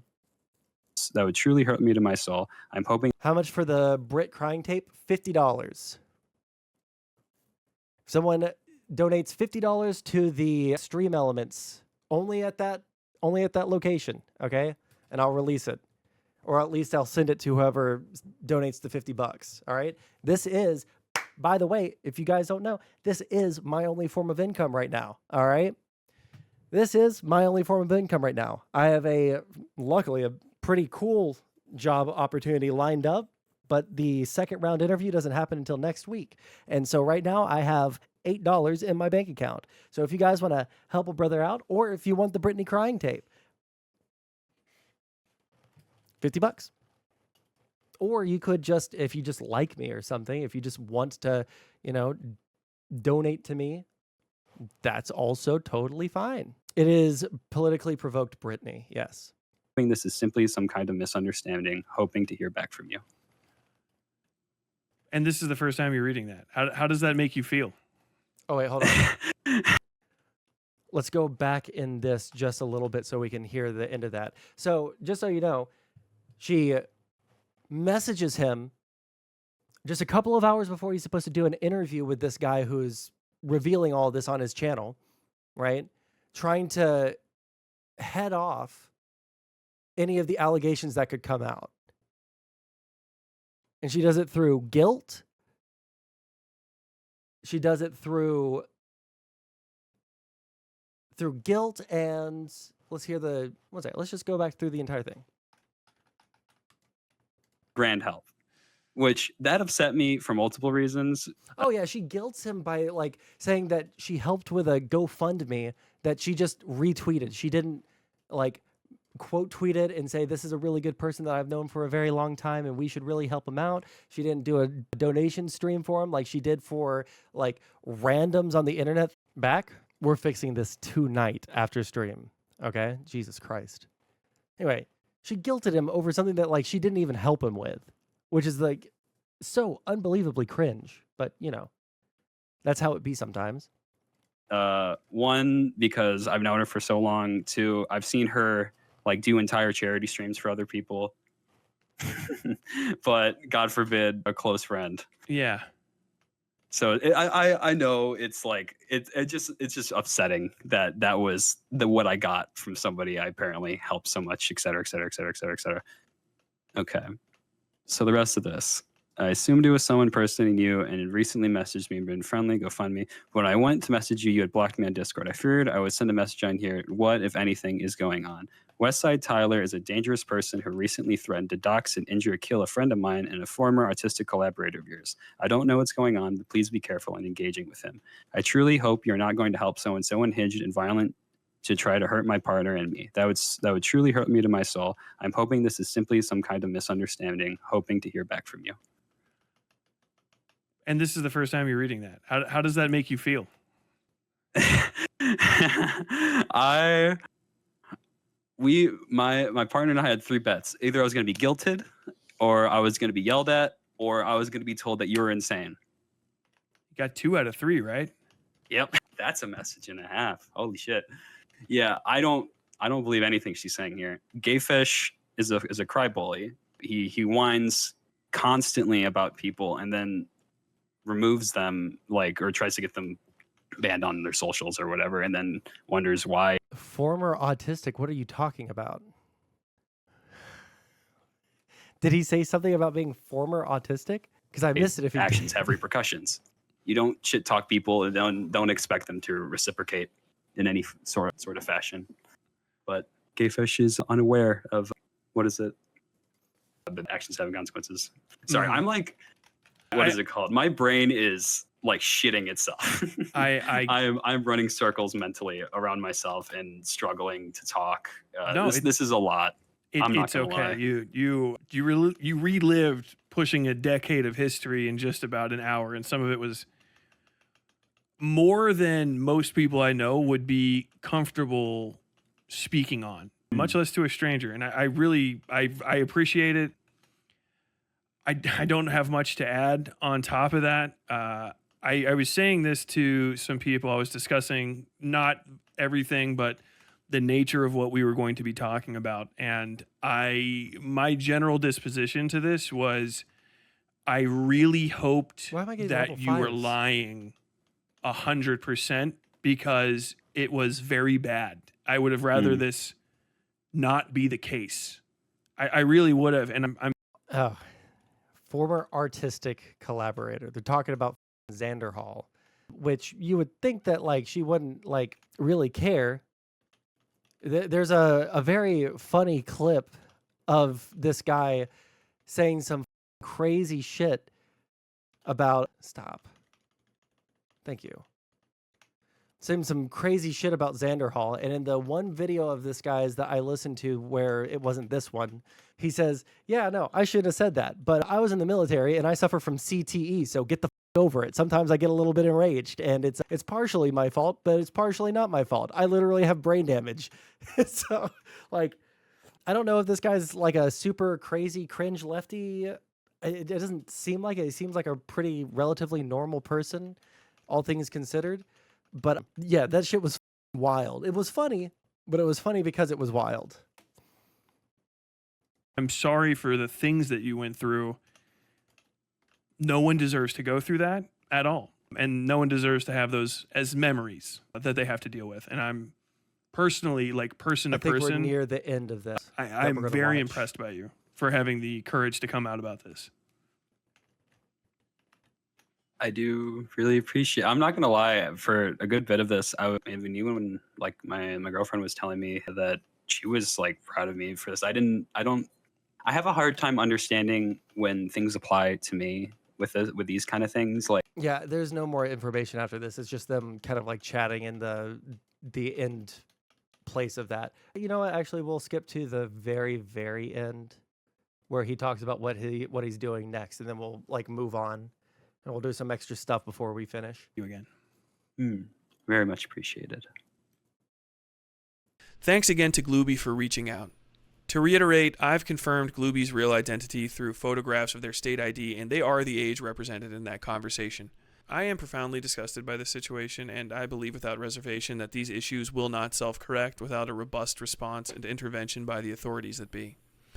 I believe Fawn's actions specifically, and DemonMama's actions to a similarly egregious extent, violate federal law regarding transmitting pornographic materials to minors pursuant to United States Code Title 18, Sections 1470 and 2252, and Jesus 47 Christ. U.S.C. Section 223D, though local statutes may take precedence in this case. I'm going to end this video by simply urging people in this sphere who have associated with Vosh, DemonMama, or the other individuals mentioned in this story to question everything you know and everything you think you know about your relationships with them. There has never been an excuse for any of this, and it cannot be permitted to continue. There is no conceivable excuse I can think of that would justify these behaviors or people covering for them. At some point in the future, I'm going to be looking more deeply into Vosh's other close associates, including his major donors, notable chatters, and the rest of the deeply, deeply suspicious White Leaf Cooperative. If you know anything about these individuals, I will be discreet, professional, and receptive of any information you'd like to share. That's it. So he's not stopping with DemonMama. He's going through the whole crew, dude. He's going through the whole crew. All right. I would do like a closing statements, I guess, but one second. Finish. One second. Let me just send a message real quick. All right. DM sent. All right. Where are we at? It's about the 41 to 42 minute mark. What are you talking about? Oh, the Destiny thing? Let me see here. Is it something that I want to go into right now? While I'm streaming on Twitch, I'm a little bit worried. I'm a little bit worried about from the start of the stream. Right, but okay, we'll listen for a couple of minutes. Oh, he's still in office. Good job. Wait. My God, what he said. Oh, true. My God. Am I? Oh, you said 41. I can't tell if I'm losing my mind. Did he ever finish it with one vigor on Twitch? Why can't I find the? 1 second.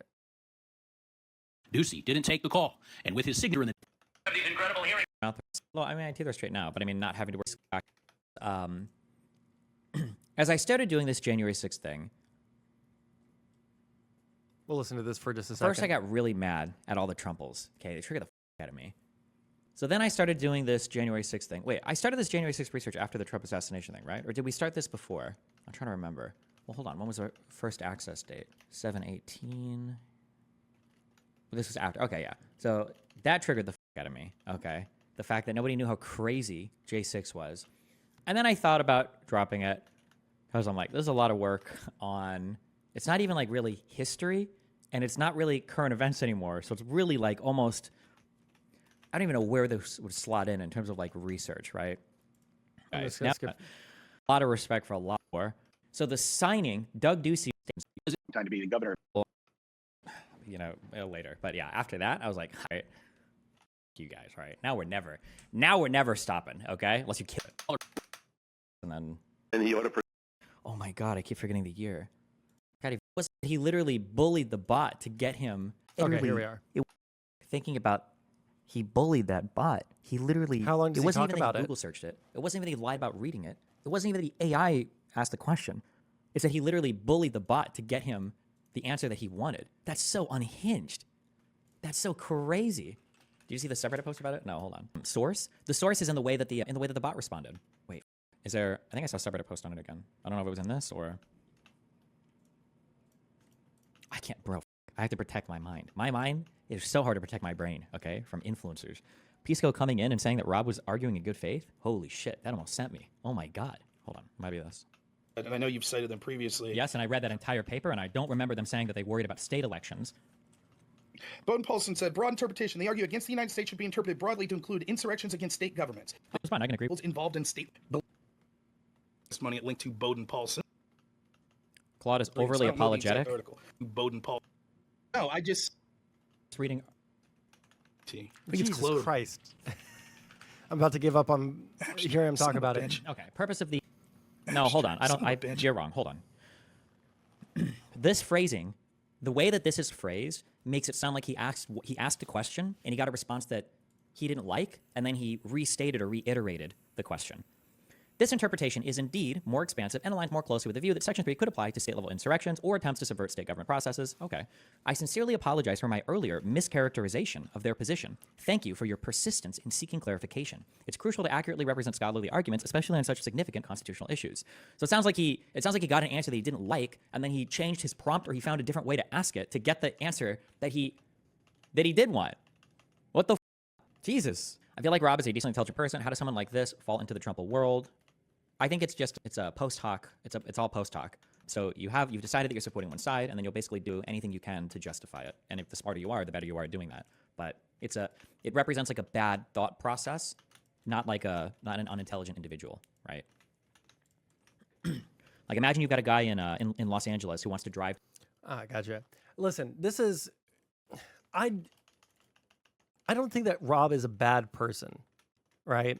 I don't think that Rob is even like not a decent person. I think that he's a good person, right? But goddamn, the first half of that conversation was like really, really interesting, right? The first half of that conversation with Destiny and Rob was, we're going to torture the out of your definition. We're going to go word by word. When you say a group of people who have a realistic or a real plan to overthrow the government using violent means, and they go literally point by point by point by point, every single word got a definition for that definition. And that was really interesting. And I thought that Rob was being very patient. I thought that Rob was being really cool the first half of that conversation. But I don't know exactly where because I was thinking about while listening to it, because this is a 5.5 hour debate, right?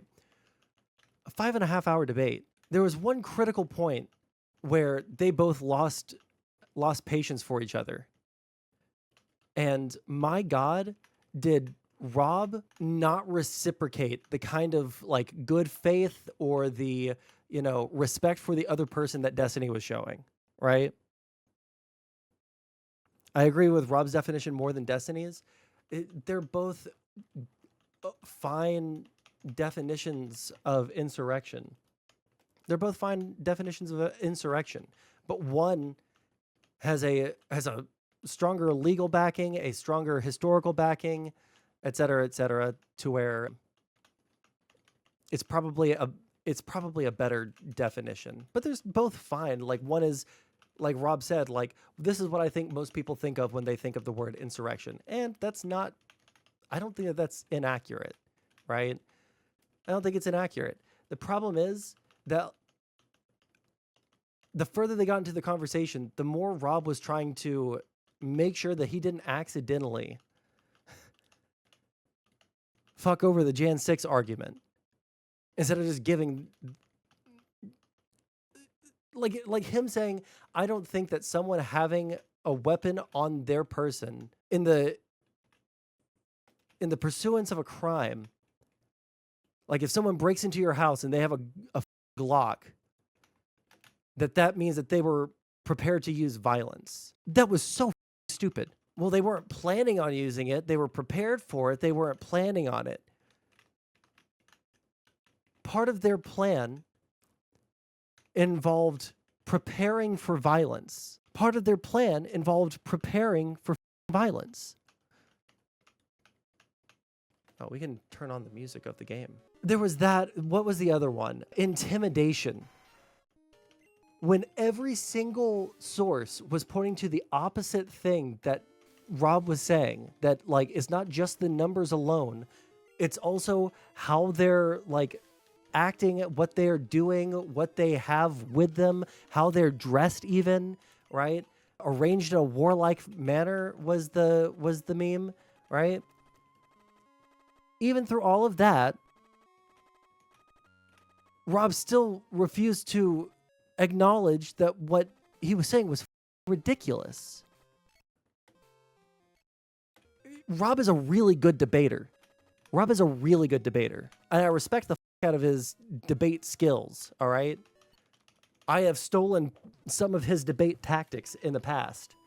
And how's it going, Clyde? It's been a hot second. Rob essay about using... Oh, he wrote an essay about it? Oh, man. Like, and here's the thing. Before I even read it, let me just respond to this text. Oh,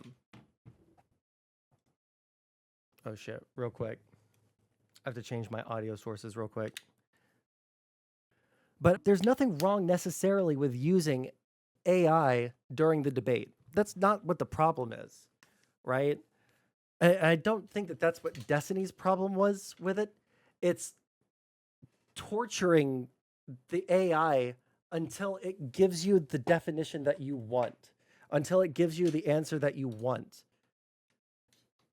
That's not using... It's the same argument for Wikipedia. Wikipedia is not a bad source, right? Necessarily, right? If it's your only source, that's bad. But Wikipedia by itself is not a bad thing. Just like using AI isn't a bad thing necessarily. What is this? You can't interact with it. The problem is using the AI and continuing to like argue with the AI, debate bro the AI until it agrees with what you're saying. That's the problem with that. I don't care if Rob uses AI, right? I don't use AI because I don't know how to use AI, really. Like the chatbots, I've used them a couple of times like for the novelty of it, but I've never really used ChatGPT to look anything up ever. Got a cancer diagnosis? I am so sorry to hear that, Clyde. Jesus Christ. I'd ask if there's anything I can do to help, but I know, like, especially right now, like, there ain't nothing I can do to help. I don't even have a job right now. But blood cancer, was not expecting that one. Well, I think, like, listen, go to your listen, there's a nice way to fix this. Go to your local bog and just start wading around in it. The leeches will attach to you, and they will remove all of the cancerous blood from you, right? Exsanguinate a little bit. And then on top of that, you're helping the ecosystem because you're getting rid of parasites because now they have cancer. I think that's how it works. No, I'm sorry. I'm making jokes, but like, yeah, no, I'm genuinely sorry to hear that, man.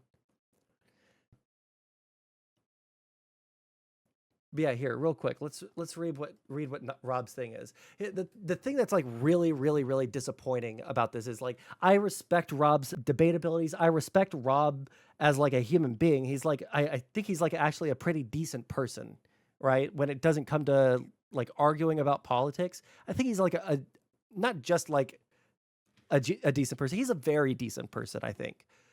But holy, why does he post like this? With like so many like paragraph breaks. Okay, let's read what Rob has to say here. I will answer the Rob uses ChatGPT from the odd neoliberal and his fans that are coping about his rage quit. Also, the fact that he's trying to get a win out of this is embarrassing. I'd rather lie for sure. Okay, well then I'll make more jokes about your cancer, Clyde. All right, you've given me license to make fun of your cancer. But yeah, like I don't know if there's like I don't know if Rob would ever admit to have lost a debate online.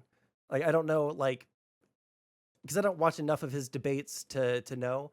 I think that he's lost quite. I know that I've beat him at least once, really, really soundly.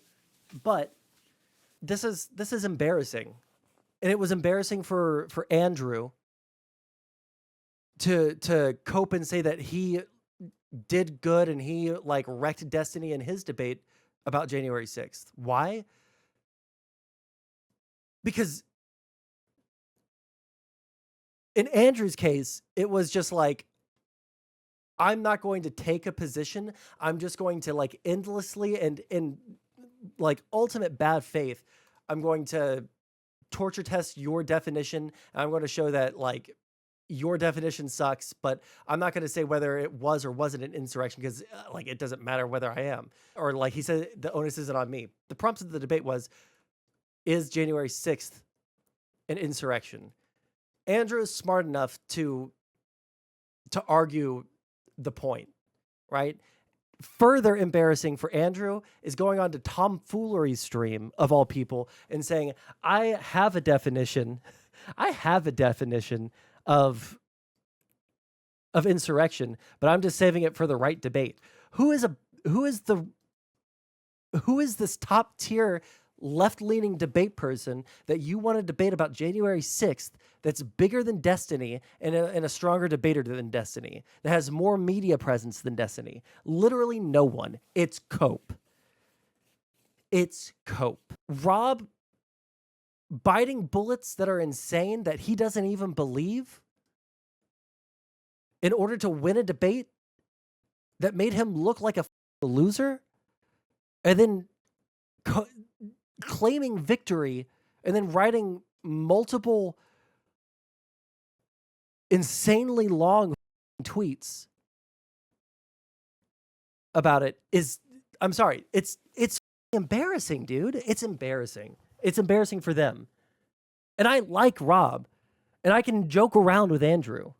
I don't know if I like Andrew or if he likes me. I don't know where our professional relationship is at after the last interaction that we had on Twitter. But like seriously, it's I have respect for their intellect to a certain degree with Andrew, and I do respect Rob's intellect, but this is embarrassing. This is ridiculous. And if Rob's watching right now, or if Andrew's watching right now, or if someone wants, like some of his fans clip this and send it to him, say, oh, Sondsol's talking shit. Like, I hope they include all the bit where I'm saying, look, I like these people. Or Rob is a like very good person, I think, right? Like, I don't have anything against them as a person, but in these specific debates, it is embarrassing for them to be like going on a victory lap.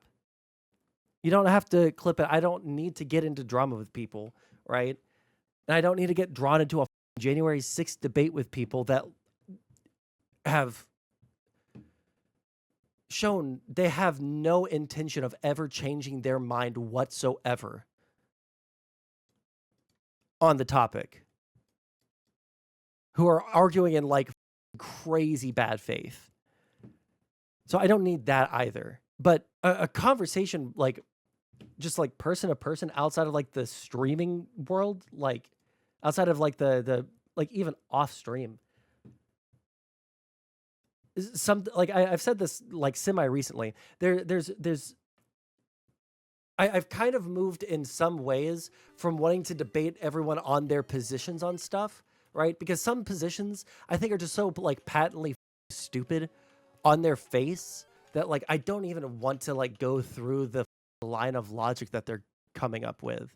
I don't even like, I have no desire to do that. Maybe it's because I'm getting older. I don't know what it is, but like I don't have that same desire as I used to. Just like, let's sit down, let's go for like 2 hours and let's talk about how stupid this take was, right? And like jump on that train. Maybe I'm getting older and less patient. There are a lot of interesting conversations to have here, but like the conversations that I feel like having now are much more in the, you don't believe this, so why did you say it?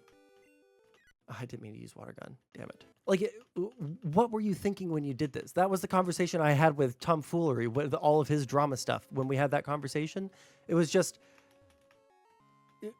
do you think that you're being normal when you do this? Do you think that you're coming off looking good, you know?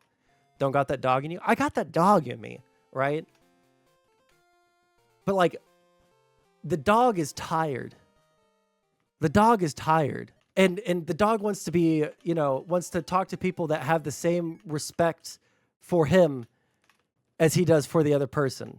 And I don't feel like there are very many creators right now that I feel will ever give that. And I think that this, like, there's a huge part of this is like, you know, I am growing up a little bit and I am becoming a little bit more mature and I am, you know, not as, cool. If it feels that's on them, not me, maybe.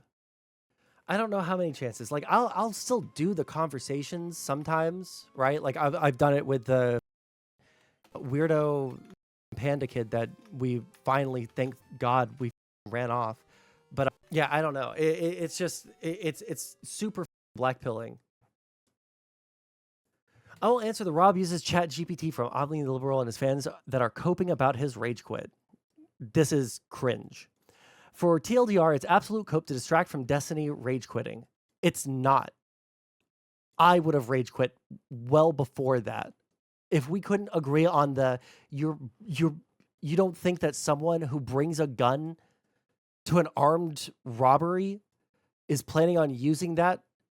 Like they walk up to someone and they say, "Give me your wallet," and they start fighting back and you shoot them and take their wallet, or someone breaks into your house and then you pop out and they weren't planning on shooting you, but they did shoot you because they brought a gun. So therefore they planned the idea that violence could happen and they're prepared for it. Like I probably would have rage quit at that point. Yeah, I would have rage quit. And I'm not even ashamed of saying that because it's so patently absurd on its face that someone would say that. Anyways, I had a very long conversation with Pisco, setting up a debate with him on definition of insurrection. He sent me many sources. I also saw Destiny's debate with Paleo ChristCon and saw the sources he used. One of them was Bod and Paulson. I worked or was on vacation 11 days straight, so I wouldn't be home. I wanted to see if they thought insurrection could occur at the state level, because I know Pisco's argument will be, sure, BLM had state insurrections, but not federal ones, so there's a difference.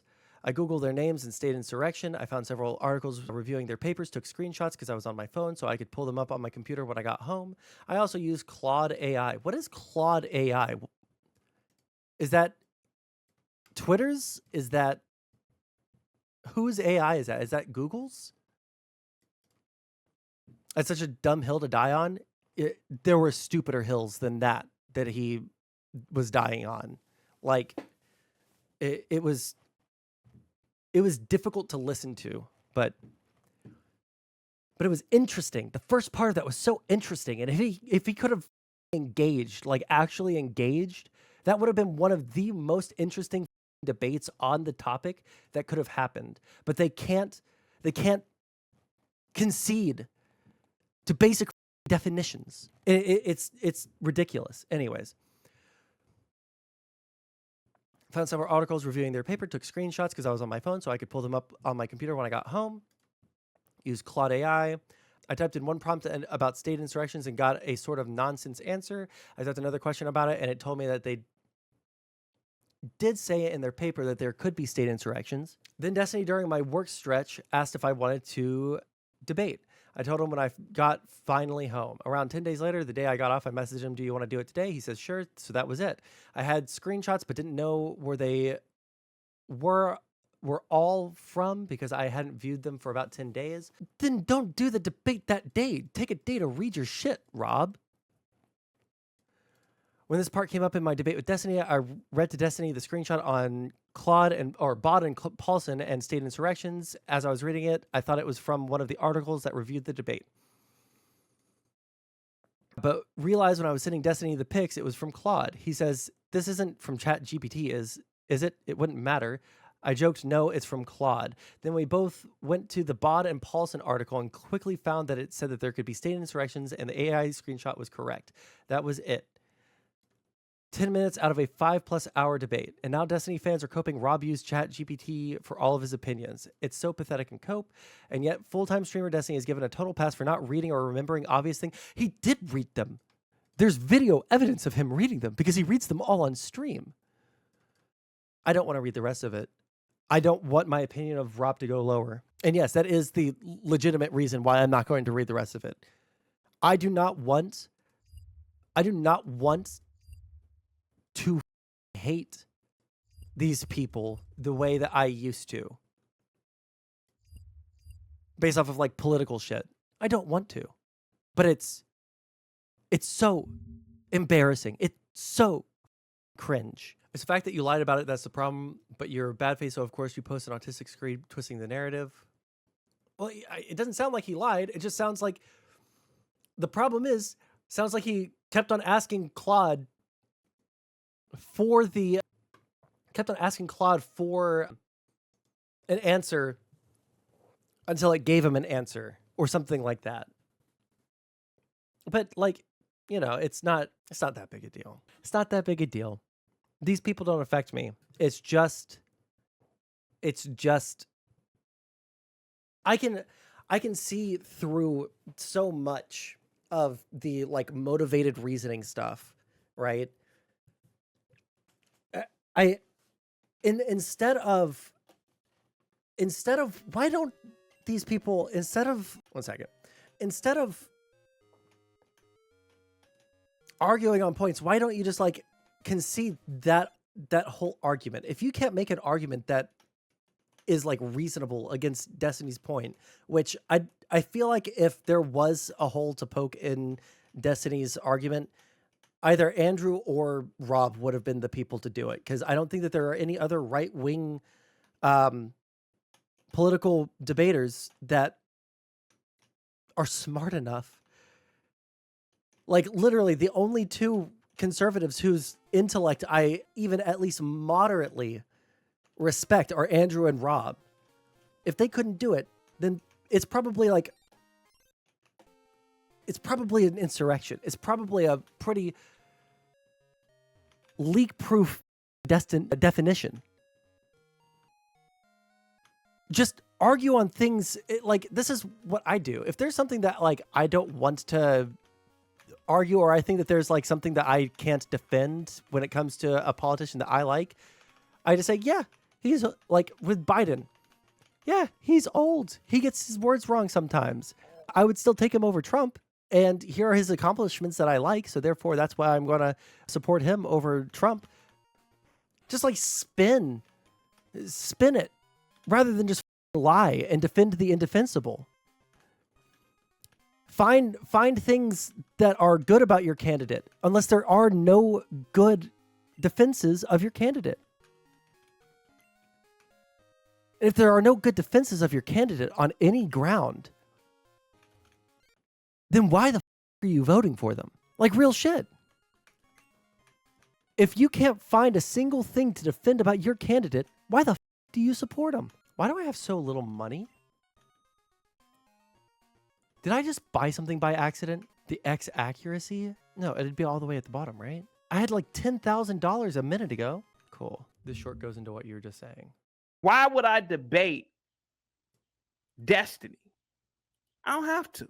Why would I have to debate a liberal, whether it's Destiny or anybody else? Why would I have to debate? Hold on. Now, don't get it twisted, okay? Don't get it twisted. It's not that you shouldn't debate anybody. I'm fine with debating conservatives. It's just, I don't want to debate someone who's going to be arguing in complete bad faith. who's going to bite a bullet that they don't believe in to make a point. I want to know what they actually believe. I want to understand the thought process behind it. Why would I debate Destiny? Who is this? I don't have to.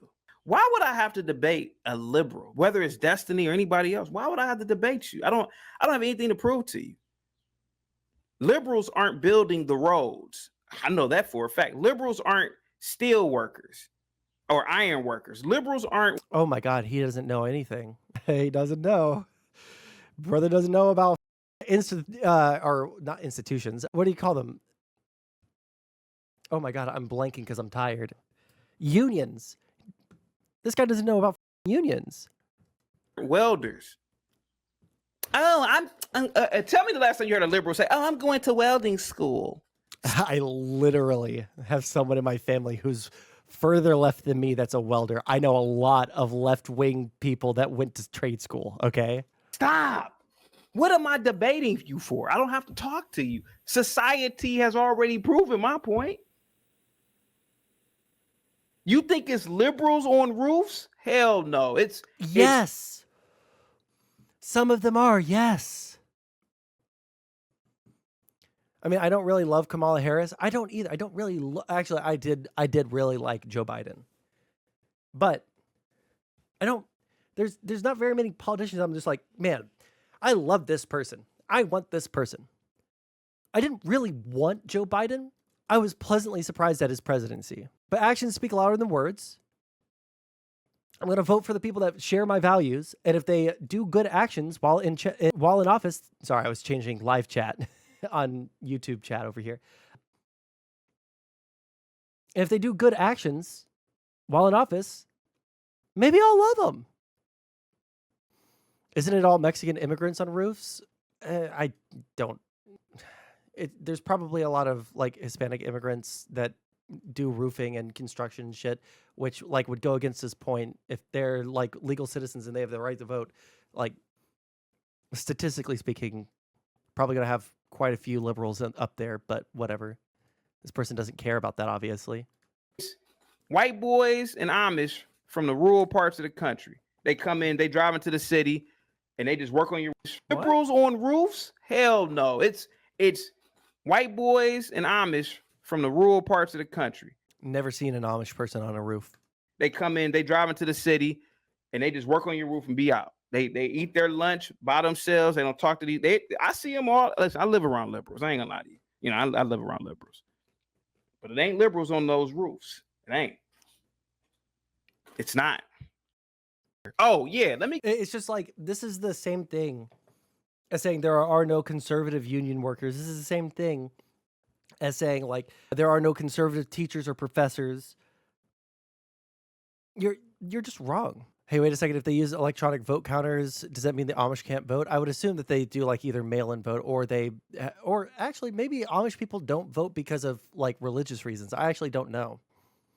But I don't know all about Amish people, so. Let me get back to this comment, because I really think that this comment is very, well, not think, but I believe that this comment is very interesting about Destiny. I don't even really know Destiny, but it was a mistake for Anthony Brian Logan to go on Destiny's channel. Yeah, it was a mistake for a lot of people. You're going in their territory. Liberals don't give you the option of free speech. Liberals don't give you the option. Just look at MSNBC or any other CNN or any other liberal outlet and see how they treat their conservative see how they treat a conservative who is invited to the show. They cut them off. They never let them get a chance to talk, etc. Right? Think about how journalism, dude. How when liberals go on Fox News, right? Like look at a show like Gutfried, right? Was it Gutfried? A liberal could go on there, they let the liberal talk. Oh, okay. Because conservatives generally believe in the First Amendment. Conservatives actually believe in the Constitution. Liberals don't. So if you go on Joy Reid, what the hell do you think is gonna happen when you go on Joy Reid? All you have to do is watch Simone Sanders. When they have a conservative on their platform, they cut the conservative off. They cut you off. Liberals don't have a concept of respecting the First Amendment. They don't have a concept of respecting these things. So of course you go on Destiny, he's gonna cut you off. They're not open to hear your opinion. They don't care. They don't care. They're gonna cut you off and they're gonna declare themselves the winner. And that's what sassy people do. Oh, I won, girl. He talking about abortion wrong. I had everybody on my side, girl. Sassy. That's a sassy liberal. Tell me I'm lying. Debating Destiny's a liberal. I don't debate liberals. Debating a liberal is pretty much debating an idiot. What I realized is there's no reason to debate liberals. It's like debating a 4-year-old. You know, as much as you talk to a 4-year-old, just silo yourself off. Never talk. Yeah, I know we're back. We're wrapping up. I just want to get through this video and then we're gonna raid out. Okay. We're in the heating and ventilation that conservative men have installed in there because it wasn't a sassy little liberal who did it. Just remember that. And so what I'm saying is that debating with a liberal is pointless at this point. Because why am I arguing with someone who doesn't even understand the world? He is literally in the lap of luxury because of conservatives, because of people like Trump. It's not because of some sassy little liberal. So I let the little sassy African talk. He couldn't do it. Because what do sassy people want to do? They want to argue with you. Oh, well, prove my point. Prove my point. And I let the little sassy African talk. And he didn't want to do it. He actually raged. What's it called? Rage quit? He rage quit, if anybody remember that. So that's what I'm going to start doing, letting the liberals talk. I'm gonna let the liberals be sassy. Sassy over here. You can be sassy. How many liberals have called in? All of them are sassy. Think about it. They're all sassy. They want to argue. Probably got their hands on their hip. Chaotic. I can't believe you said that about Trump. What did I say about Trump? You said that he want to close the borders, but he was. I'm like, oh, look at this sassy little liberal. Just want to argue. So I told the little African. You know, I told him. I said, look, man. He said, why did you vote? Now this is sassy. I put the link in the chat, guys. Go check out the video. Why did you like Trump? He got his hand on his hip. I said, like Trump. You know, I realized, why do I have to talk about Trump's nationalism? Why do I have to talk about the fact that Trump represents capitalism? Why do I have to talk about all the things that are obvious? I like him because he was a Home Alone. See, that's what I'm gonna start doing with a lot of these liberals moving forward. Because all they want to do is argue. That's what they want to do. They want to argue like a little sassy little hoe. You know, like a if anybody really grew up in a black neighborhood, you know, there's always that one little hoe. If liberals just want to debate like a sassy little hoe, then conservatives just want to debate like utter, like brain dead, CTE filled. Listen, there's just nothing that they don't debate anything. They just like make shit up. They debate like liberals that you have on your show might come on and they might be whatever they might be cringe little sassy little hoes like you're saying. That might be true. But Republicans, in my experience, debate like idiots. They debate like 6th grade debate kids in the debate club. And it's embarrassing. Again, the two people that I thought were like decent right-wing debaters have just like utterly ruined my perception of them single-handedly by themselves in those January 6th debates. Because I thought they had like slightly more what's the word I'm looking for? Integrity. Is one of them Rob debated like a idiot. Should have just said Neanderthals. Well, I almost said something much worse, but I decided not to. Ho that always wanted to argue and fight for no reason. You know what I'm talking about. For everybody that grew up in the hood or has been in a hood environment, it was always that one hoe that always had her hand on her hip, her butt out, just want to argue with you. Tell me I'm lying, guys. Tell me it wasn't always that one little hoe in the neighborhood. She always had her hands on her hip. Listen, I had students like this, man. I had classmates like this. They always want to argue about something, guys. Roto Skater Texas girl said, hit the link, let it all out. Guys, go to that video and you will see what I mean now, why I am not debating liberals anymore. And the angry man agreed with me on that one as well. So salute to the angry man. Because there's no point. You're arguing with an angry idiot. man? You're arguing with somebody who doesn't understand the world, who doesn't really understand how things really work. Now, this sassy African who's trying to be the smarty aunt nigga, telling everybody he's in school, and dogging conservatives. Hey, man, how do you think that building was built? That building that you're in right now, the heating and ventilation, HVAC, those are all conservatives in that. DT with the $5 super chat. Sass for America, but not enough sass to fix their DT with the $5 super chat. Sass for America, but not enough sass to fix their toilet bowl countries. Of course not. You get the Must Be the Money brave, roll your window down. I don't want your white neighbors to be like, what is he there listening to rap? Must be the Monday that's got them on my side. Must be the Monday. Must be the Monday. I'm never going wrong. Thank you so much, DT. Positivity is definitely. All right, I think we've reached the end. Okay. Let's see. Listen, I love you guys. I will be streaming again tomorrow. We're gonna raid into Admiral Gibbs because he seems like a nice, friendly fellow. All right, Everyone pile in and be nice. I'll be back on stream tomorrow, and I'll start a lot earlier than I did today. But yeah, I'll be streaming tomorrow. And hopefully by then, the OBS crash situation will have been fixed. All right.